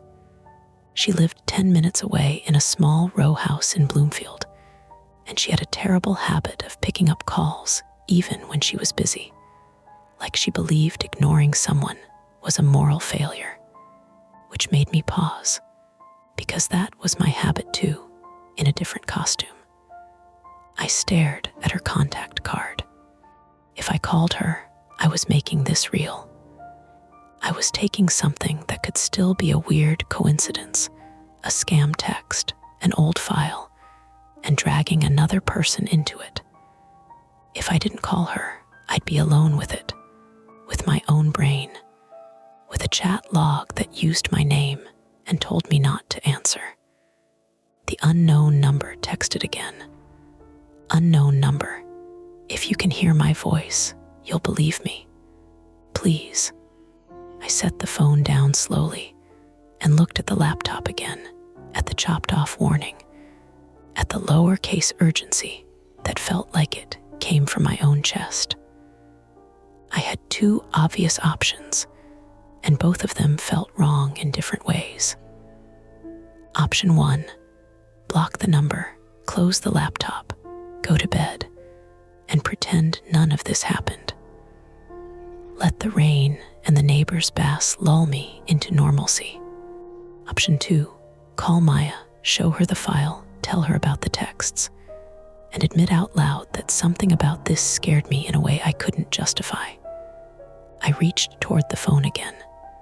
The hallway light buzzed. The refrigerator hummed. Outside, a car hissed through wet pavement, tires whispering, and then it was gone. My finger stopped just above Maya's name, not yet touching, waiting for my brain to decide which version of myself I was going to be tonight. I didn't call Maya. I wish I could say that was a rational decision. It was. It was pride. I told myself I didn't need to drag someone else into a weird coincidence, that I was 32 years old and fully capable of handling a wrong number scam. That calling Maya at 10:47 p.m. because of a JSON file and an anxious imagination would cement something about me I didn't want cemented. Instead, I tapped the voicemail icon. It took a second to load. The screen displayed one new message. The rain outside had slowed to a thin mist. I could hear cars passing more clearly now. The slick tires sound sharper on wet pavement. I hit play and put the phone to my ear. There was breathing at first, not theatrical, just the sound of someone trying to steady themselves. Then a woman's voice. Evan, it's a swallow. It's Claire. I know this is weird. I know we haven't talked, but I need you to listen to me, please. I sat very still. It sounded like her. Not perfectly. Voices change. It had been almost 8 years, but the cadence was there, the way she clipped the ends of words when she was trying not to cry. You're going to think this is a mistake, she continued. It's not. I'm at St. Vincent's. I don't have much time before a muffled interruption, like someone speaking near her, but not directly to the phone. Just don't ignore this, please. The message ended there. 31 seconds, no threats, no demand for money, no robotic pauses that screamed voice synthesizer. St. Vincent S. There was a St. Vincent hospital in Erie, one in Cleveland, a dozen across the country. Pittsburgh had a St. Clair, not a St. Vincent. I knew that much. I lowered the phone slowly. The chat log flickered at the edge of my vision. She'll use your mom's name. Don't get in the car if you already did. Leave your phone in the cup holder. My phone buzzed again immediately after the voicemail ended. Unknown number. I'm at St. Vincent's in Erie. They won't let me leave. Please come. Erie was 2 hours north. I didn't reply. Instead, I opened my browser and typed, Claire Lawson Erie. Too many results. Lawyers, realtors. A Claire Lawson who won a baking contest in 2019. Nothing helpful. I searched her old social media. Most of it was private now. The last public post I could see was from 2018, a photo of Lake Erie with the caption, "Sometimes you start over." That was the year she'd left Cleveland. I hadn't known where she went. My phone vibrated again, this time with a photo message. My chest tightened as the image loaded. It was a hospital wristband, white plastic, slightly blurry. The name printed in block letters, LAWSONCLAR, a barcode beneath it. The hospital logo partly visible on the left edge. The photo wasn't professional. It looked like someone had held the phone awkwardly over their own arm. The lighting was fluorescent and unflattering. It could be real. It could be staged. My brain kept flipping between those two like a malfunctioning light switch. I checked the image details. Sent just now. No obvious metadata available in the messages preview. I zoomed in on the wristband. The date line was too blurry to read clearly, but it didn't look obviously fake. No typos. No weird font. My phone buzzed again. Unknown number, Evan. I know you don't owe me anything. I know that. But I don't know who else to call.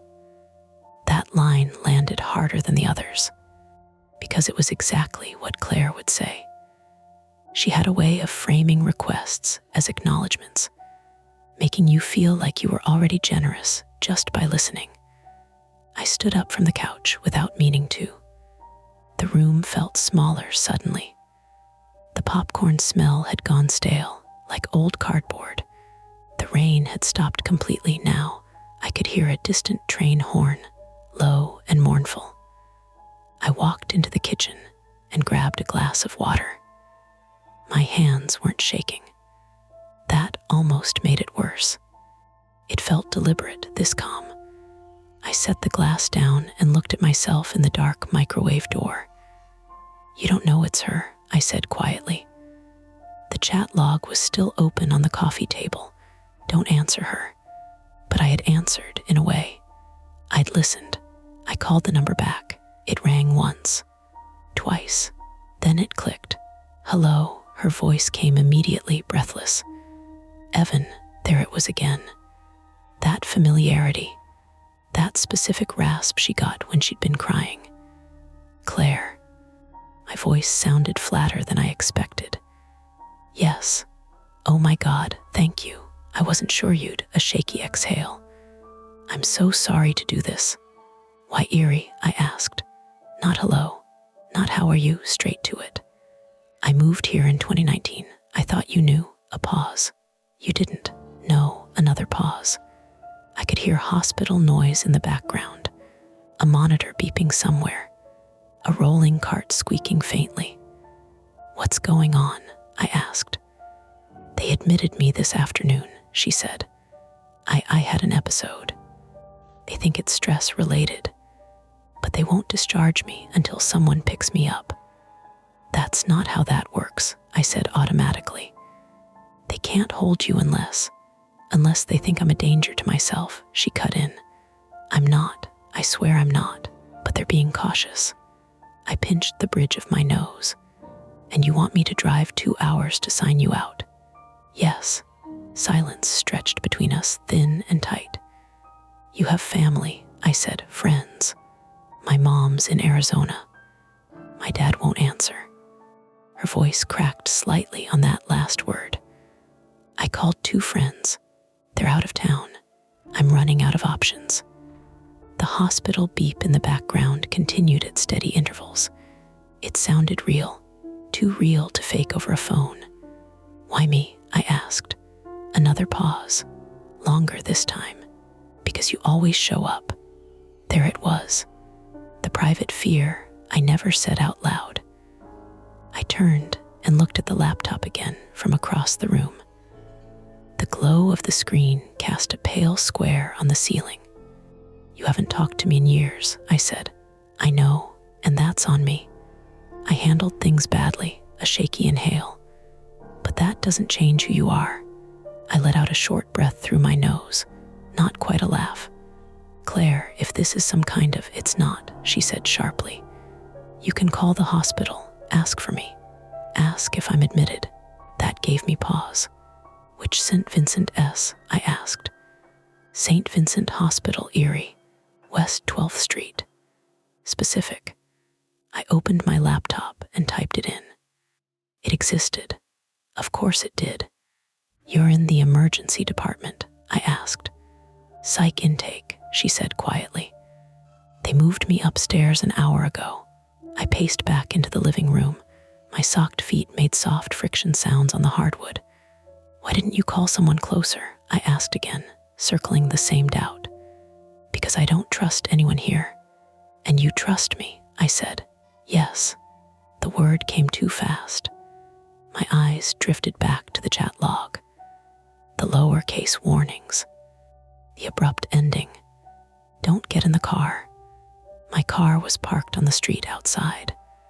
A gray 2015 Honda Civic with a slow oil leak I kept meaning to fix.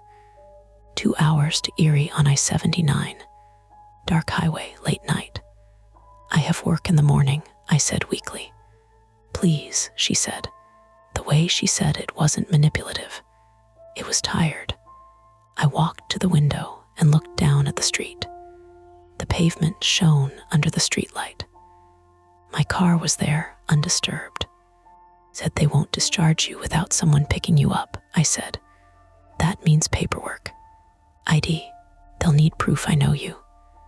"I have my driver's license," she said. "You have yours. It'll be fine." "It might be, or it might not." I pulled the phone away from my ear. "Hold on," I said. "I'm going to call the hospital to confirm." "Okay," she said quickly. "Just don't hang up on me. Call from another phone if you can," I frowned. "I only have one phone," a beat. "Right, sorry." I hung up anyway. The line went dead with a soft click. Immediately, my phone buzzed with a text. "Unknown number. Please don't change your mind." I ignored it and dialed the main number for St. Vincent Hospital in Erie. It rang twice before an automated system picked up. I navigated through options, pressed 0 twice to bypass menus. Finally, a human voice answered. "St. Vincent Hospital operator, how may I direct your call?" "Hi," I said, trying to keep my voice level. "Calling to confirm whether a patient is admitted. Claire Lawson." "One moment." Keyboard clicking on the other end. "I'm sorry, sir. I can neither confirm nor deny the presence of a patient due to privacy laws." "Right," I said. "Of course. Is there a way for a patient to request a discharge pickup?" "If a patient wishes to be discharged into the care of a responsible party, they can provide that party's name. The receiving individual would need to present identification at the time of discharge." "So that's a thing," I said. "Yes, sir." "Okay, thank you." I hung up. It didn't confirm she was there. It didn't deny it. It just made everything murkier. My phone buzzed again. "Claire." I let it ring twice before answering. "Well," she asked. "They wouldn't confirm," I said. "HIPAA, of course." The frustration in her voice sounded genuine. I closed my eyes. This was how it always went. A problem, a person, me in the middle of it. "You understand how this looks," I said. "I do," she said softly. "If you don't want to come, just say it. I won't beg." But she already had. I looked at the laptop one more time. "If you're reading this, you still have time."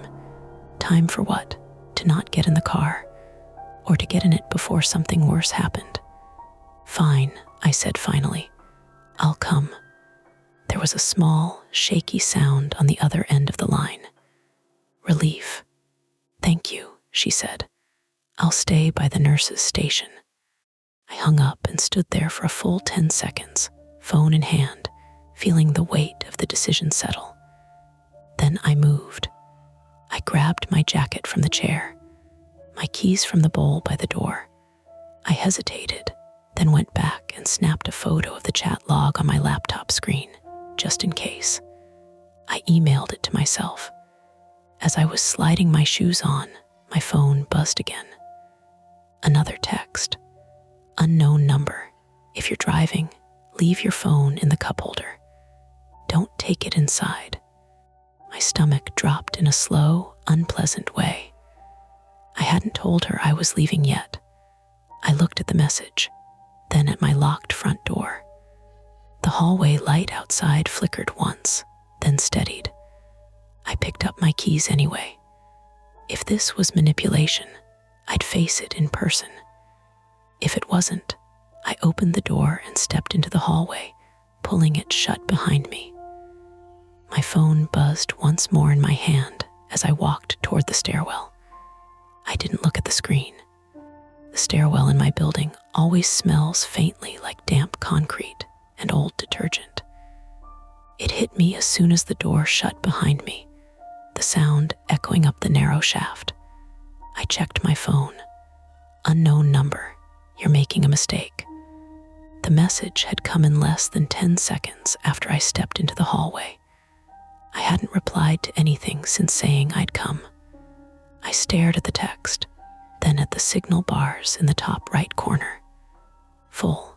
LTE. No weird glitches. No sign I was being tracked in some cinematic way. People guess. That's what I told myself. If Claire assumed I'd come, she could assume I'd leave soon after the call. The text timing might just be coincidence. Still, my skin felt too tight. I went down the stairs instead of taking the elevator. I didn't want to stand in a metal box tonight. Outside, the air was colder than I expected. The rain had left a thin sheen on everything: sidewalk, car roofs, the metal railings along the steps. The streetlight near my Honda buzzed softly, drawing moths in tight spirals. I unlocked the car. The interior smelled like old coffee and the faint metallic tang of motor oil. I slid into the driver's seat and shut the door, sealing myself into a smaller version of my apartment. My phone buzzed again before I even started the engine. Unknown number. If you're in the car, leave the phone in the cup holder. Don't carry it inside. I looked at the cup holder between the seats. There was a crumpled receipt and a single quarter in it. The chat log line replayed in my head. If you already did, leave your phone in the cup holder. Leave it. I hadn't told Claire I was in the car. I hadn't told anyone. I opened the phone's location settings. Everything looked normal. Location services on, sure, but nothing out of the ordinary. I scrolled through recently installed apps. Nothing new. Then I saw something I hadn't noticed before. In my Bluetooth connections list, there was a device labeled Civic 2015. Connected. That was normal. It was my car's system. Under it, though, was a small info icon showing recent connection history. It had connected automatically at 11:14 p.m. That meant my phone had pinged as soon as I got in. If someone had access to my iCloud account, they could see device connections. If someone had access to my email, they could see login alerts. The chat file had been modified 2 weeks ago. I felt something shift in my chest. Not fear, focus. I didn't respond to the text. Instead, I opened my banking app. Nothing strange. I opened my email. No suspicious login alerts. Then I checked my iCloud devices list, my iPhone, my MacBook, and a third device. MacBook Pro 2015. I didn't own a 2015 MacBook Pro. I stared at the screen until my eyes hurt. The device had last accessed my account on January 14th. The same day the chat log was modified. My stomach twisted. I tapped into the device details. Location, Last seen near Cleveland, OH. My mouth went dry. Cleveland. That's where Claire and I had last seen each other. The hospital hallway. The unfinished conversation. This could be coincidence. It could be someone who'd hacked my account from anywhere and masked the location. But it felt personal in a way I didn't like. My phone buzzed again. Unknown number, Evan, answer me. I didn't.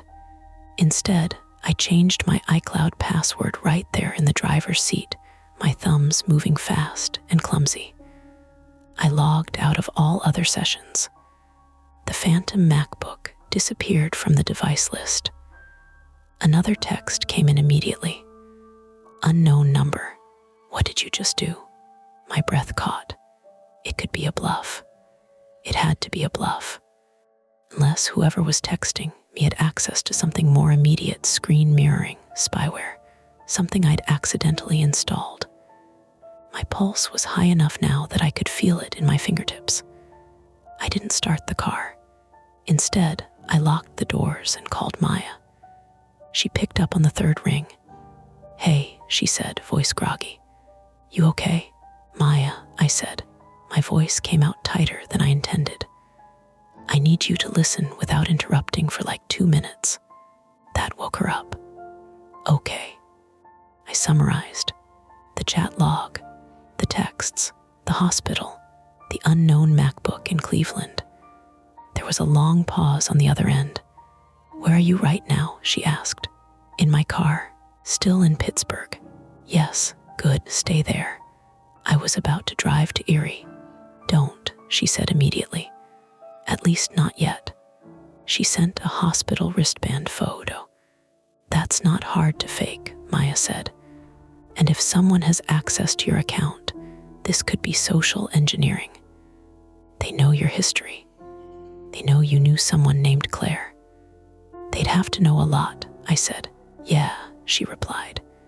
Which is exactly why you don't drive 2 hours in the middle of the night alone. I rubbed my forehead against the steering wheel, the leather cool against my skin. She sounded like her, I said quietly. People can sound like people, Maya said, especially if they're motivated. I looked at the hospital address again on my laptop memory. West 12th Street, Erie. Off I-79 North. Okay, I said. What do you suggest? First, she said, we confirm she's actually there. I called the operator. Not enough. Call the emergency department directly. Ask for psych intake.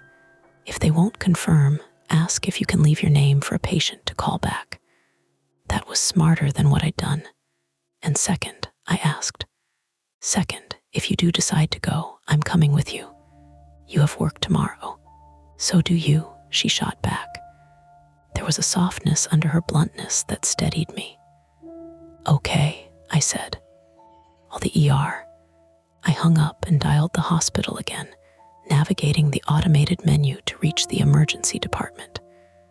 After several rings, a tired male voice answered. St. Vincent ER. Hi, I said.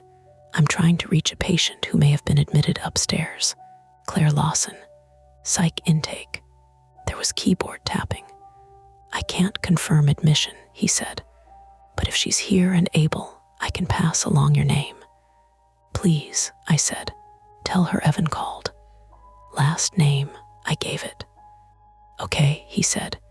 If she's here and allowed to use the phone, she'll call you back. That was something.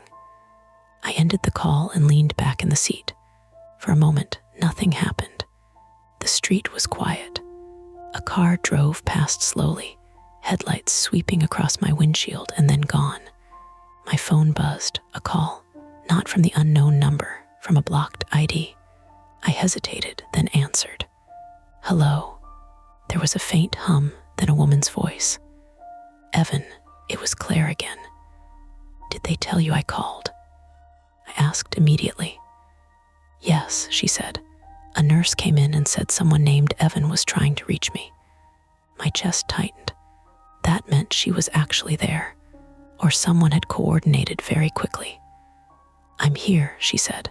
Psych intake, 3rd floor. They won't let me leave alone.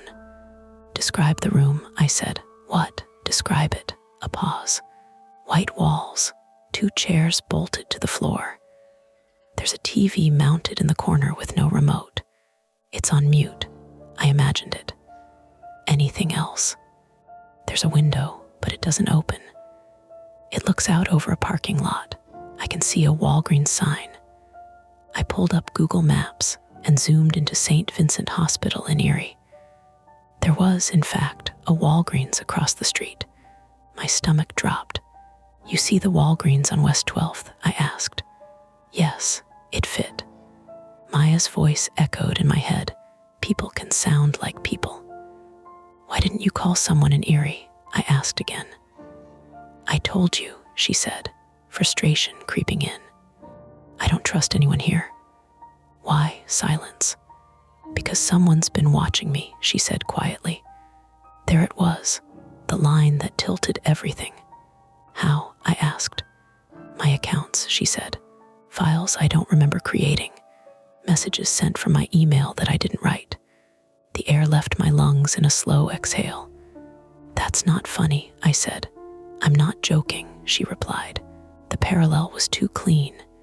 You think someone hacked you? I said, yes. And you think they're here? I don't know, she said. I just know things have been wrong for weeks.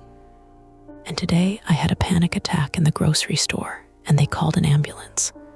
A grocery store, public, real. I pinched the bridge of my nose again. I changed my password tonight, I said slowly. There was a device in my account from Cleveland. Cleveland, she repeated. Yes, that's where she stopped. I know. Silence. Then, you have to come, she said. Before I could answer, the call cut out. No warning, no goodbye, just dead air. I looked at the signal bars. Still full. I tried calling back, straight to voicemail. My heart thudded. Then, from the sidewalk outside my car window, a loud knock. I jerked violently, my shoulders slamming into the door. A figure stood in the beam of the streetlight, hood up, face obscured. They knocked again, louder. Hey, a male voice called. You good in there? My pulse was in my throat. The figure stepped closer to the window. It was my downstairs neighbor, Carlos, late 20s, gym hoodie, probably just coming back from a late shift. He squinted in at me. You've been sitting here 10 minutes with the engine off, he said. Everything okay? I exhaled shakily and rolled the window down a crack. Yeah, I said, just on the phone. He looked at me for a second longer, then nodded. All right, man, thought maybe your car died or something. No, I said, I'm good. He walked off toward the building entrance. My hands were shaking now. The knock had been explainable, completely normal. But it had snapped something inside me. My phone buzzed again. Unknown number, you called the ER. That was smart. I stared at the message. That wasn't a guess. That was specific. I hadn't told Claire I'd called the ER, unless she'd been in the room when the nurse relayed my name, unless she'd assumed, unless I dialed Maya again. She answered immediately. I'm coming down, she said. I'm not letting you drive alone. I think she's actually there, I said. Maybe, Maya replied. Or maybe someone's coordinating. Either way, this is bigger than a simple pickup. My iCloud got accessed from Cleveland, I said, on January 14th. And January 14th is when the chat file was modified. There was a pause. Where are you? She asked. Outside my building. Stay there, I'm grabbing my keys. I don't want to drag you into, you already did, she said. 10 minutes. I ended the call. The point of no return wasn't dramatic. It wasn't a cliff or a gunshot. It was the moment I realized that whether this was manipulation or a genuine crisis, someone had threaded themselves into both my past and my present. If Claire was really in that hospital and I didn't go, I'd never forgive myself. If she wasn't, Then someone had engineered this with knowledge of my history, my devices, and my weaknesses. Either way, retreating to my apartment and pretending none of it existed wasn't an option anymore. I started the engine. The Honda coughed once, then settled into a low idle. Headlights cut across the wet street. Maya's front door opened down the block, and she jogged toward my car, pulling her jacket tighter around her. As she slid into the passenger seat, she looked at me, eyes sharp. "Okay," she said, "we're doing this together." I pulled away from the curb and turned toward the ramp that would take us to I-79 North. 2 hours to Erie. No more half measures. The highway north felt longer than it should have. I-79 was mostly empty at that hour. Occasional semis. The dull red taillights of cars heading the opposite direction.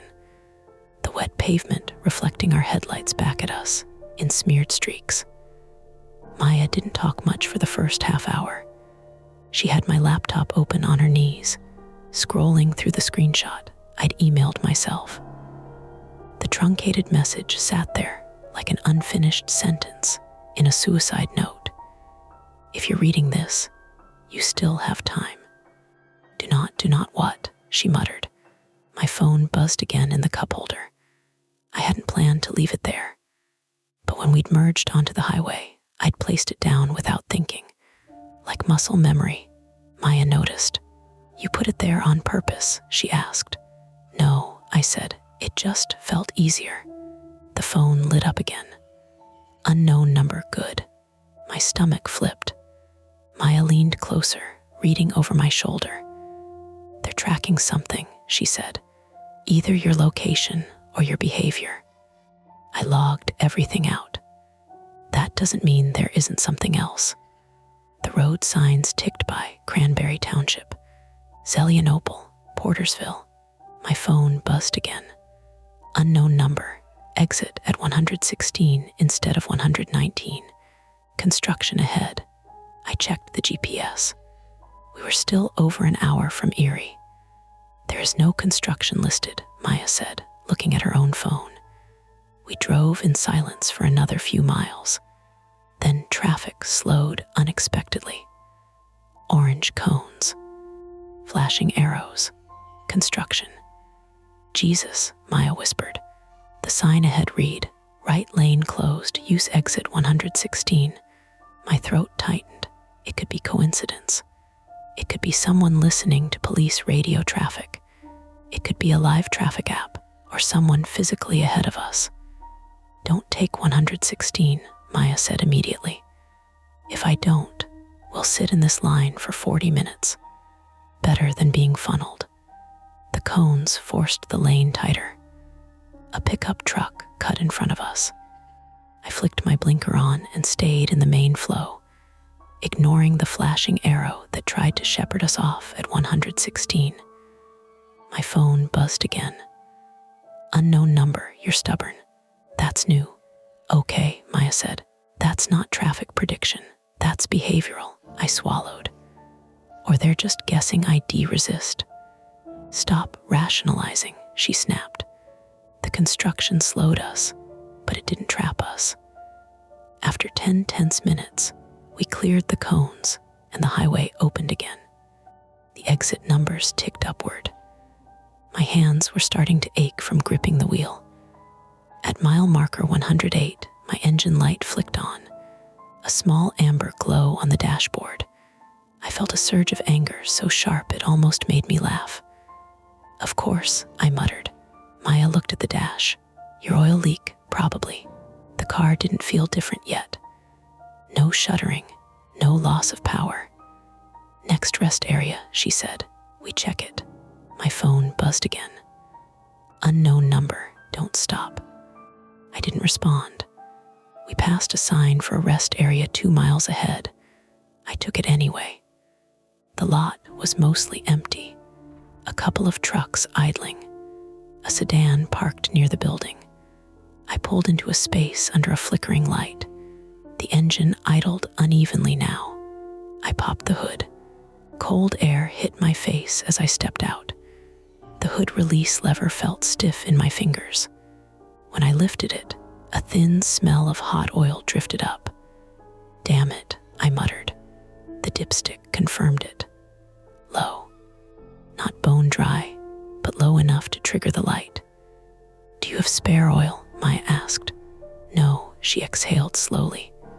The rest stop building glowed sterile white in the distance. A vending machine hummed through the glass doors. My phone buzzed again in the cup holder. I didn't look at it.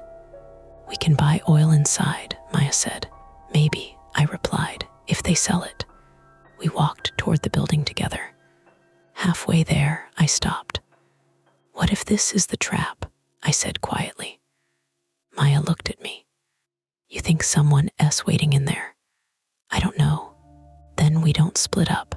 Inside, the rest area smelled like industrial cleaner and stale coffee. A middle-aged man in a janitor's vest pushed a mop bucket across the tile. He glanced at us without interest. There was a small convenience section near the entrance.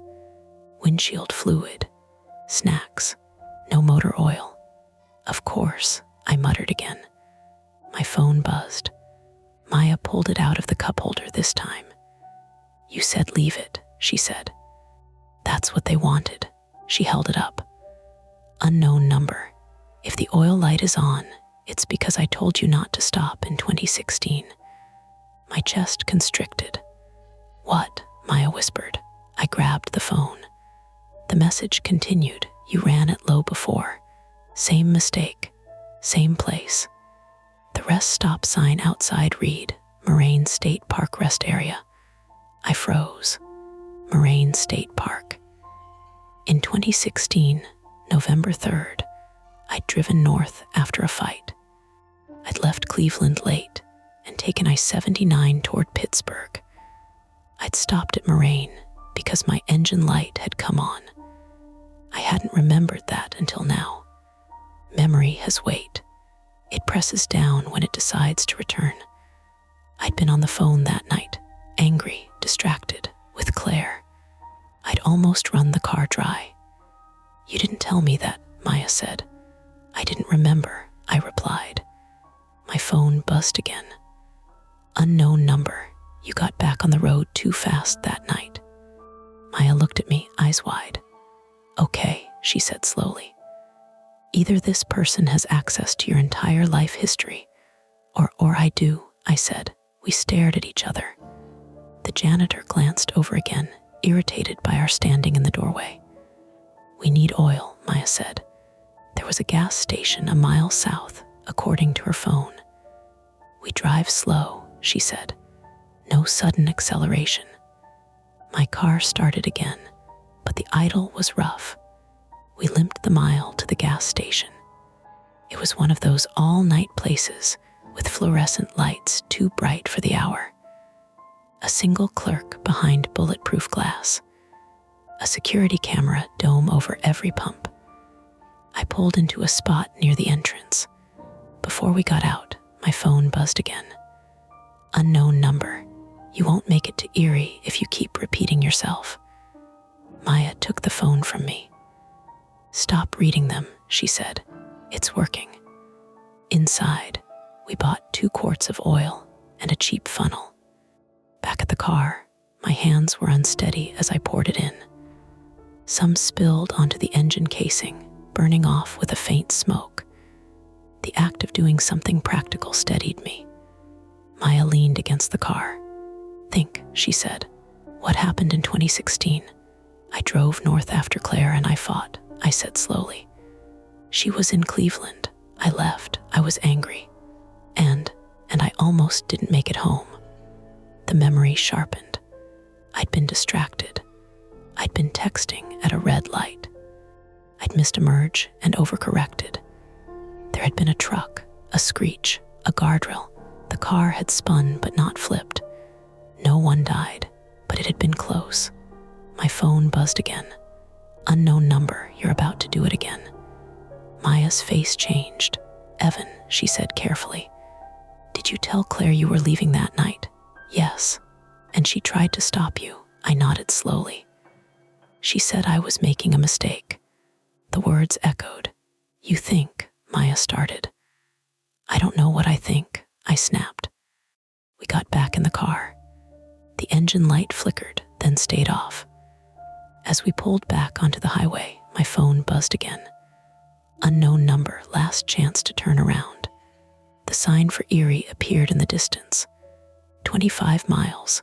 Claire called, I answered. Where are you? She asked immediately. Near McKean, I said, a pause. Okay, she said, good. Her voice sounded thinner now. I need you to tell me something, I said. What? On November 3rd, 2016. Did we talk while I was driving? Silence, then. Yes. And did you tell me not to leave? Yes, she whispered. You were furious. And did I almost crash? Her breath caught. Yes. The memory slotted into place. After the near accident, I'd pulled over, shaken. I'd texted myself a note to remember. Something about not driving angry, about not answering certain calls. I'd used an old messaging app that synced across devices. I'd forgotten about it. Until now. Claire, I said slowly. Do you ever have access to my old MacBook? A long pause. Yes. After we stopped talking, another pause. Yes, the word landed heavy. I logged into it once, she said quickly. After we split, I didn't mean to snoop.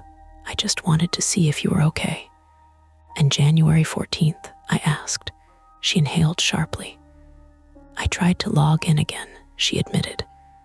I thought maybe there were messages I missed. You modified the file, Maya said under her breath. I didn't mean to, Claire said. I just opened it. My head felt like it was full of static. And the texts, I asked. I'm texting you, she said. From the hospital. My phone buzzed in my hand. Unknown number, you still think it's her? I looked at Claire's contact on the screen. Her number was different from the unknown one. Claire, I said slowly. What number are you calling from? She read it off. It wasn't the 412 number. My skin prickled. There's another number texting me, I said. Silence on the other end. Evan, she said carefully. I'm not texting you from any other number. Maya's knuckles were white on her knees. The exit for West 12th Street approached. St. Vincent Hospital signage visible in the distance. My phone buzzed again. Unknown number, if you go inside, leave the phone in the cup holder. The hospital loomed ahead, bright, ordinary. We turned into the entrance. Stay with me, Maya said. I am, I replied. We parked under the emergency awning. My phone buzzed one last time. Unknown number. You didn't listen in 2016. At least listen now. My hand hovered over the cup holder. Claire's voice crackled through the speaker. Are you here? She asked. Yes, I said. I looked at Maya. If I left the phone, I lost whatever trace we had. If I brought it in, I ignored the only consistent warning in both timelines.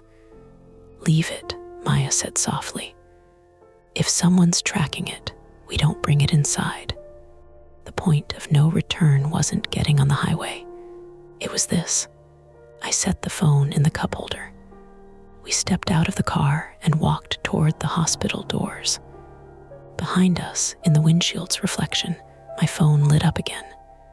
We didn't see what it said. Inside, the ER waiting room was quiet.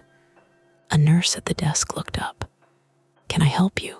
I'm here for Claire Lawson, I said. The nurse checked the computer. She's upstairs, she said.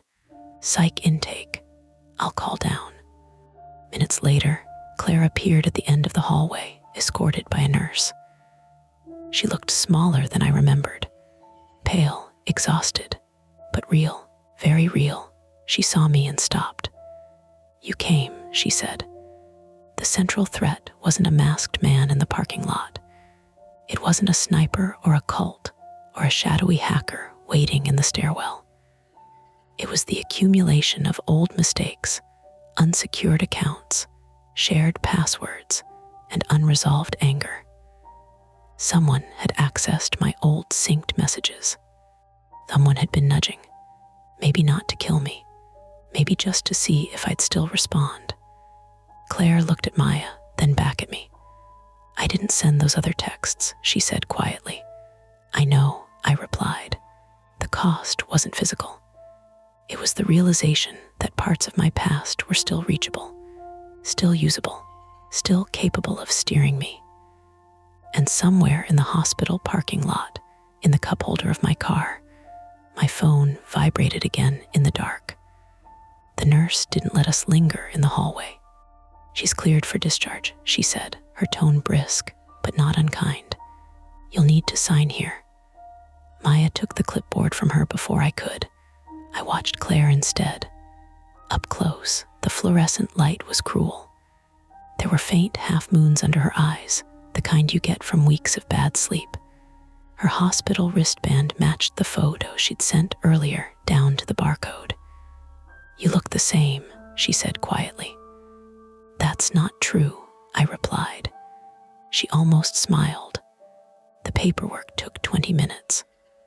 Liability forms, emergency contact updates, a discharge summary that used clinical phrases like acute stress reaction and recommend outpatient follow-up within 72 hours. No one mentioned hackers. No one mentioned anonymous texts. This was what grounded reality looks like. Clipboards, ballpoint pens, the hum of overhead lights. When we stepped back outside under the emergency awning, the air felt sharper, colder than when we'd arrived. My car was still there. I felt something in my chest unclench when I saw it intact. We approached slowly, instinctively scanning the lot. There were other cars, a security SUV idling near the entrance, a couple smoking near the sidewalk. Normal, too normal. I opened the driver's side door and leaned in. The phone was in the cup holder where I'd left it, screen dark. I picked it up. No new notifications visible on the lock screen. My pulse ticked up. I unlocked it. No unread messages. The last one from the unknown number read, "You didn't listen in 2016. At least listen now." Time stamped 22 minutes ago. Nothing after that. I opened the message thread and scrolled up. The earlier texts were still there.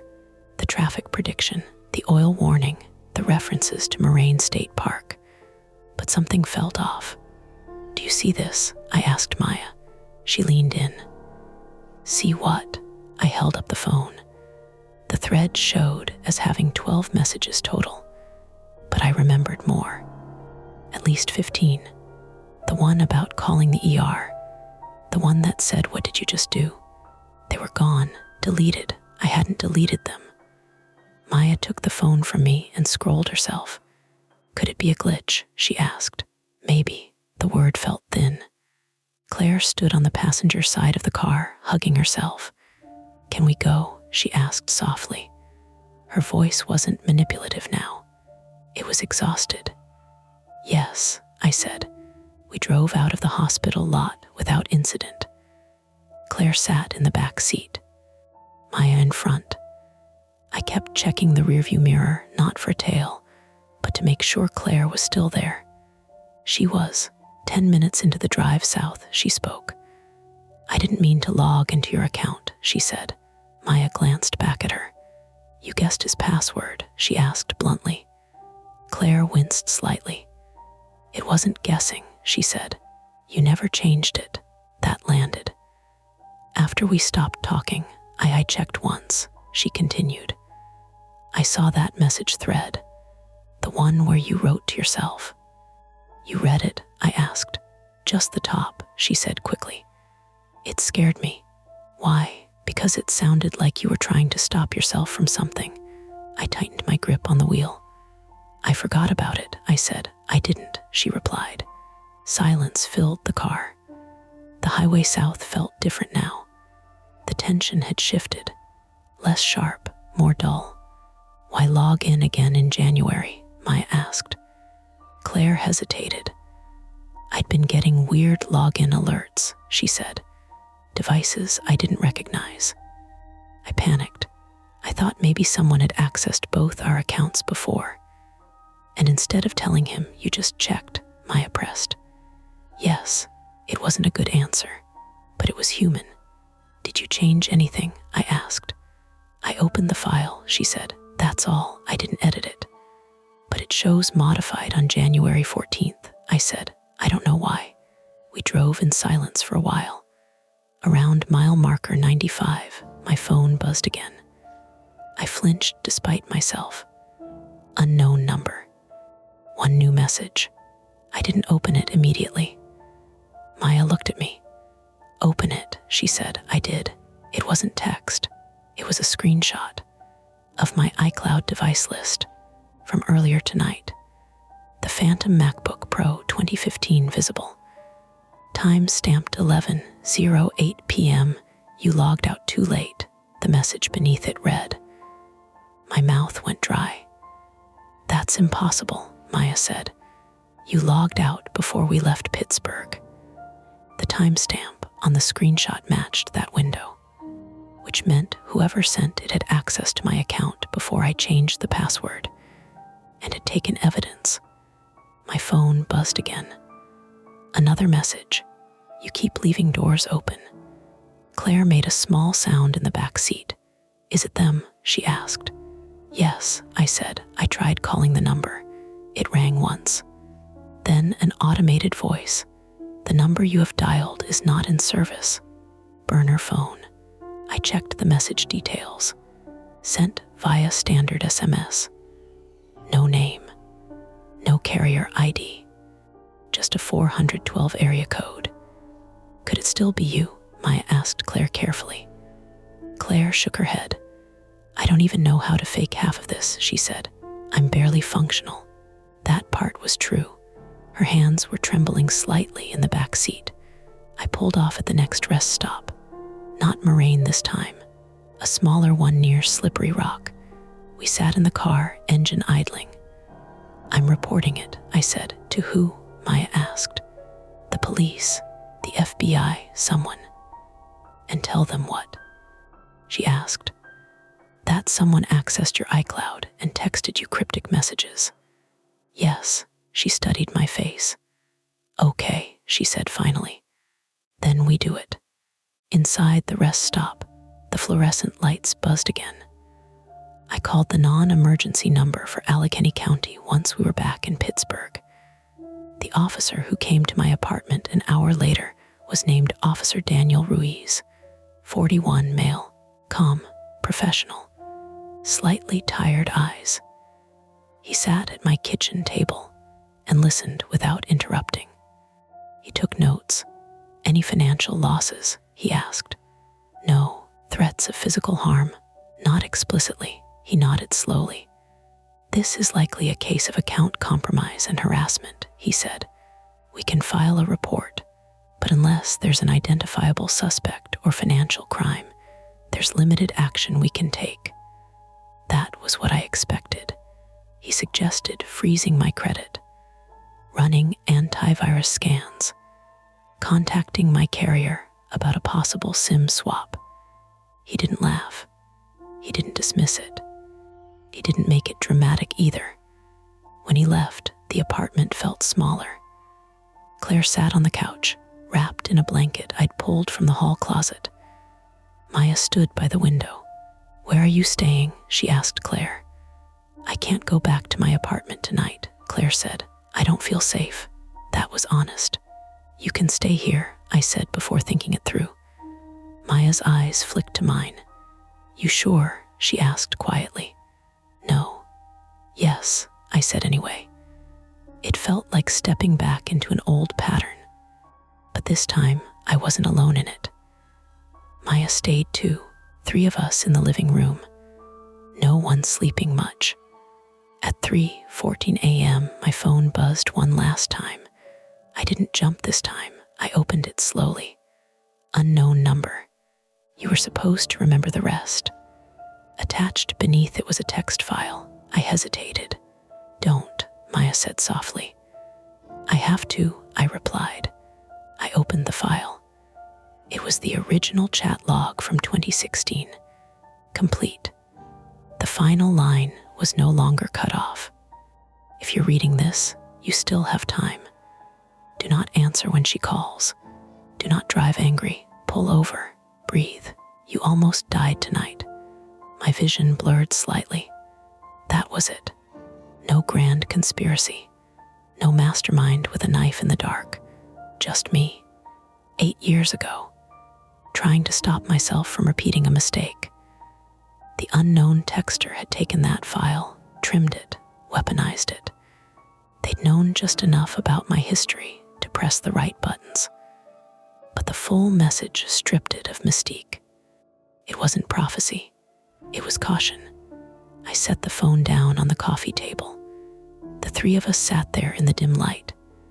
"I'm changing everything," I said quietly.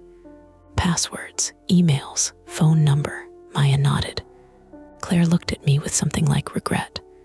"I'm sorry," she said, "for all of it." "I know," I replied. The sun came up pale and indifferent. Ordinary light through ordinary windows. Officer Ruiz's card sat on the counter. My car was still parked outside. The world had not ended, but something had shifted. Later that week, I replaced my phone. I set up 2-factor authentication on every account I had. I filed reports with Apple and my carrier. The unknown number never texted again. Claire started therapy in Erie. We didn't become what we once were. We didn't try, but we spoke, carefully. Maya remained blunt and present. Life reassembled itself. Almost. 2 weeks later, I opened my iCloud device list again out of habit. Just to check. There were only 2 devices listed. Mine. And one labeled MacBook Pro 2015 last accessed. Today, location unknown. I stared at it for a long time. Then I closed the laptop. That's tonight's story. If it gives you chills, make sure to like, subscribe to Mia Horror Stories, and tap the bell so you never miss what's coming next. And if you're still brave enough, there are more dark tales waiting for you right here on the channel. Go watch another if you dare.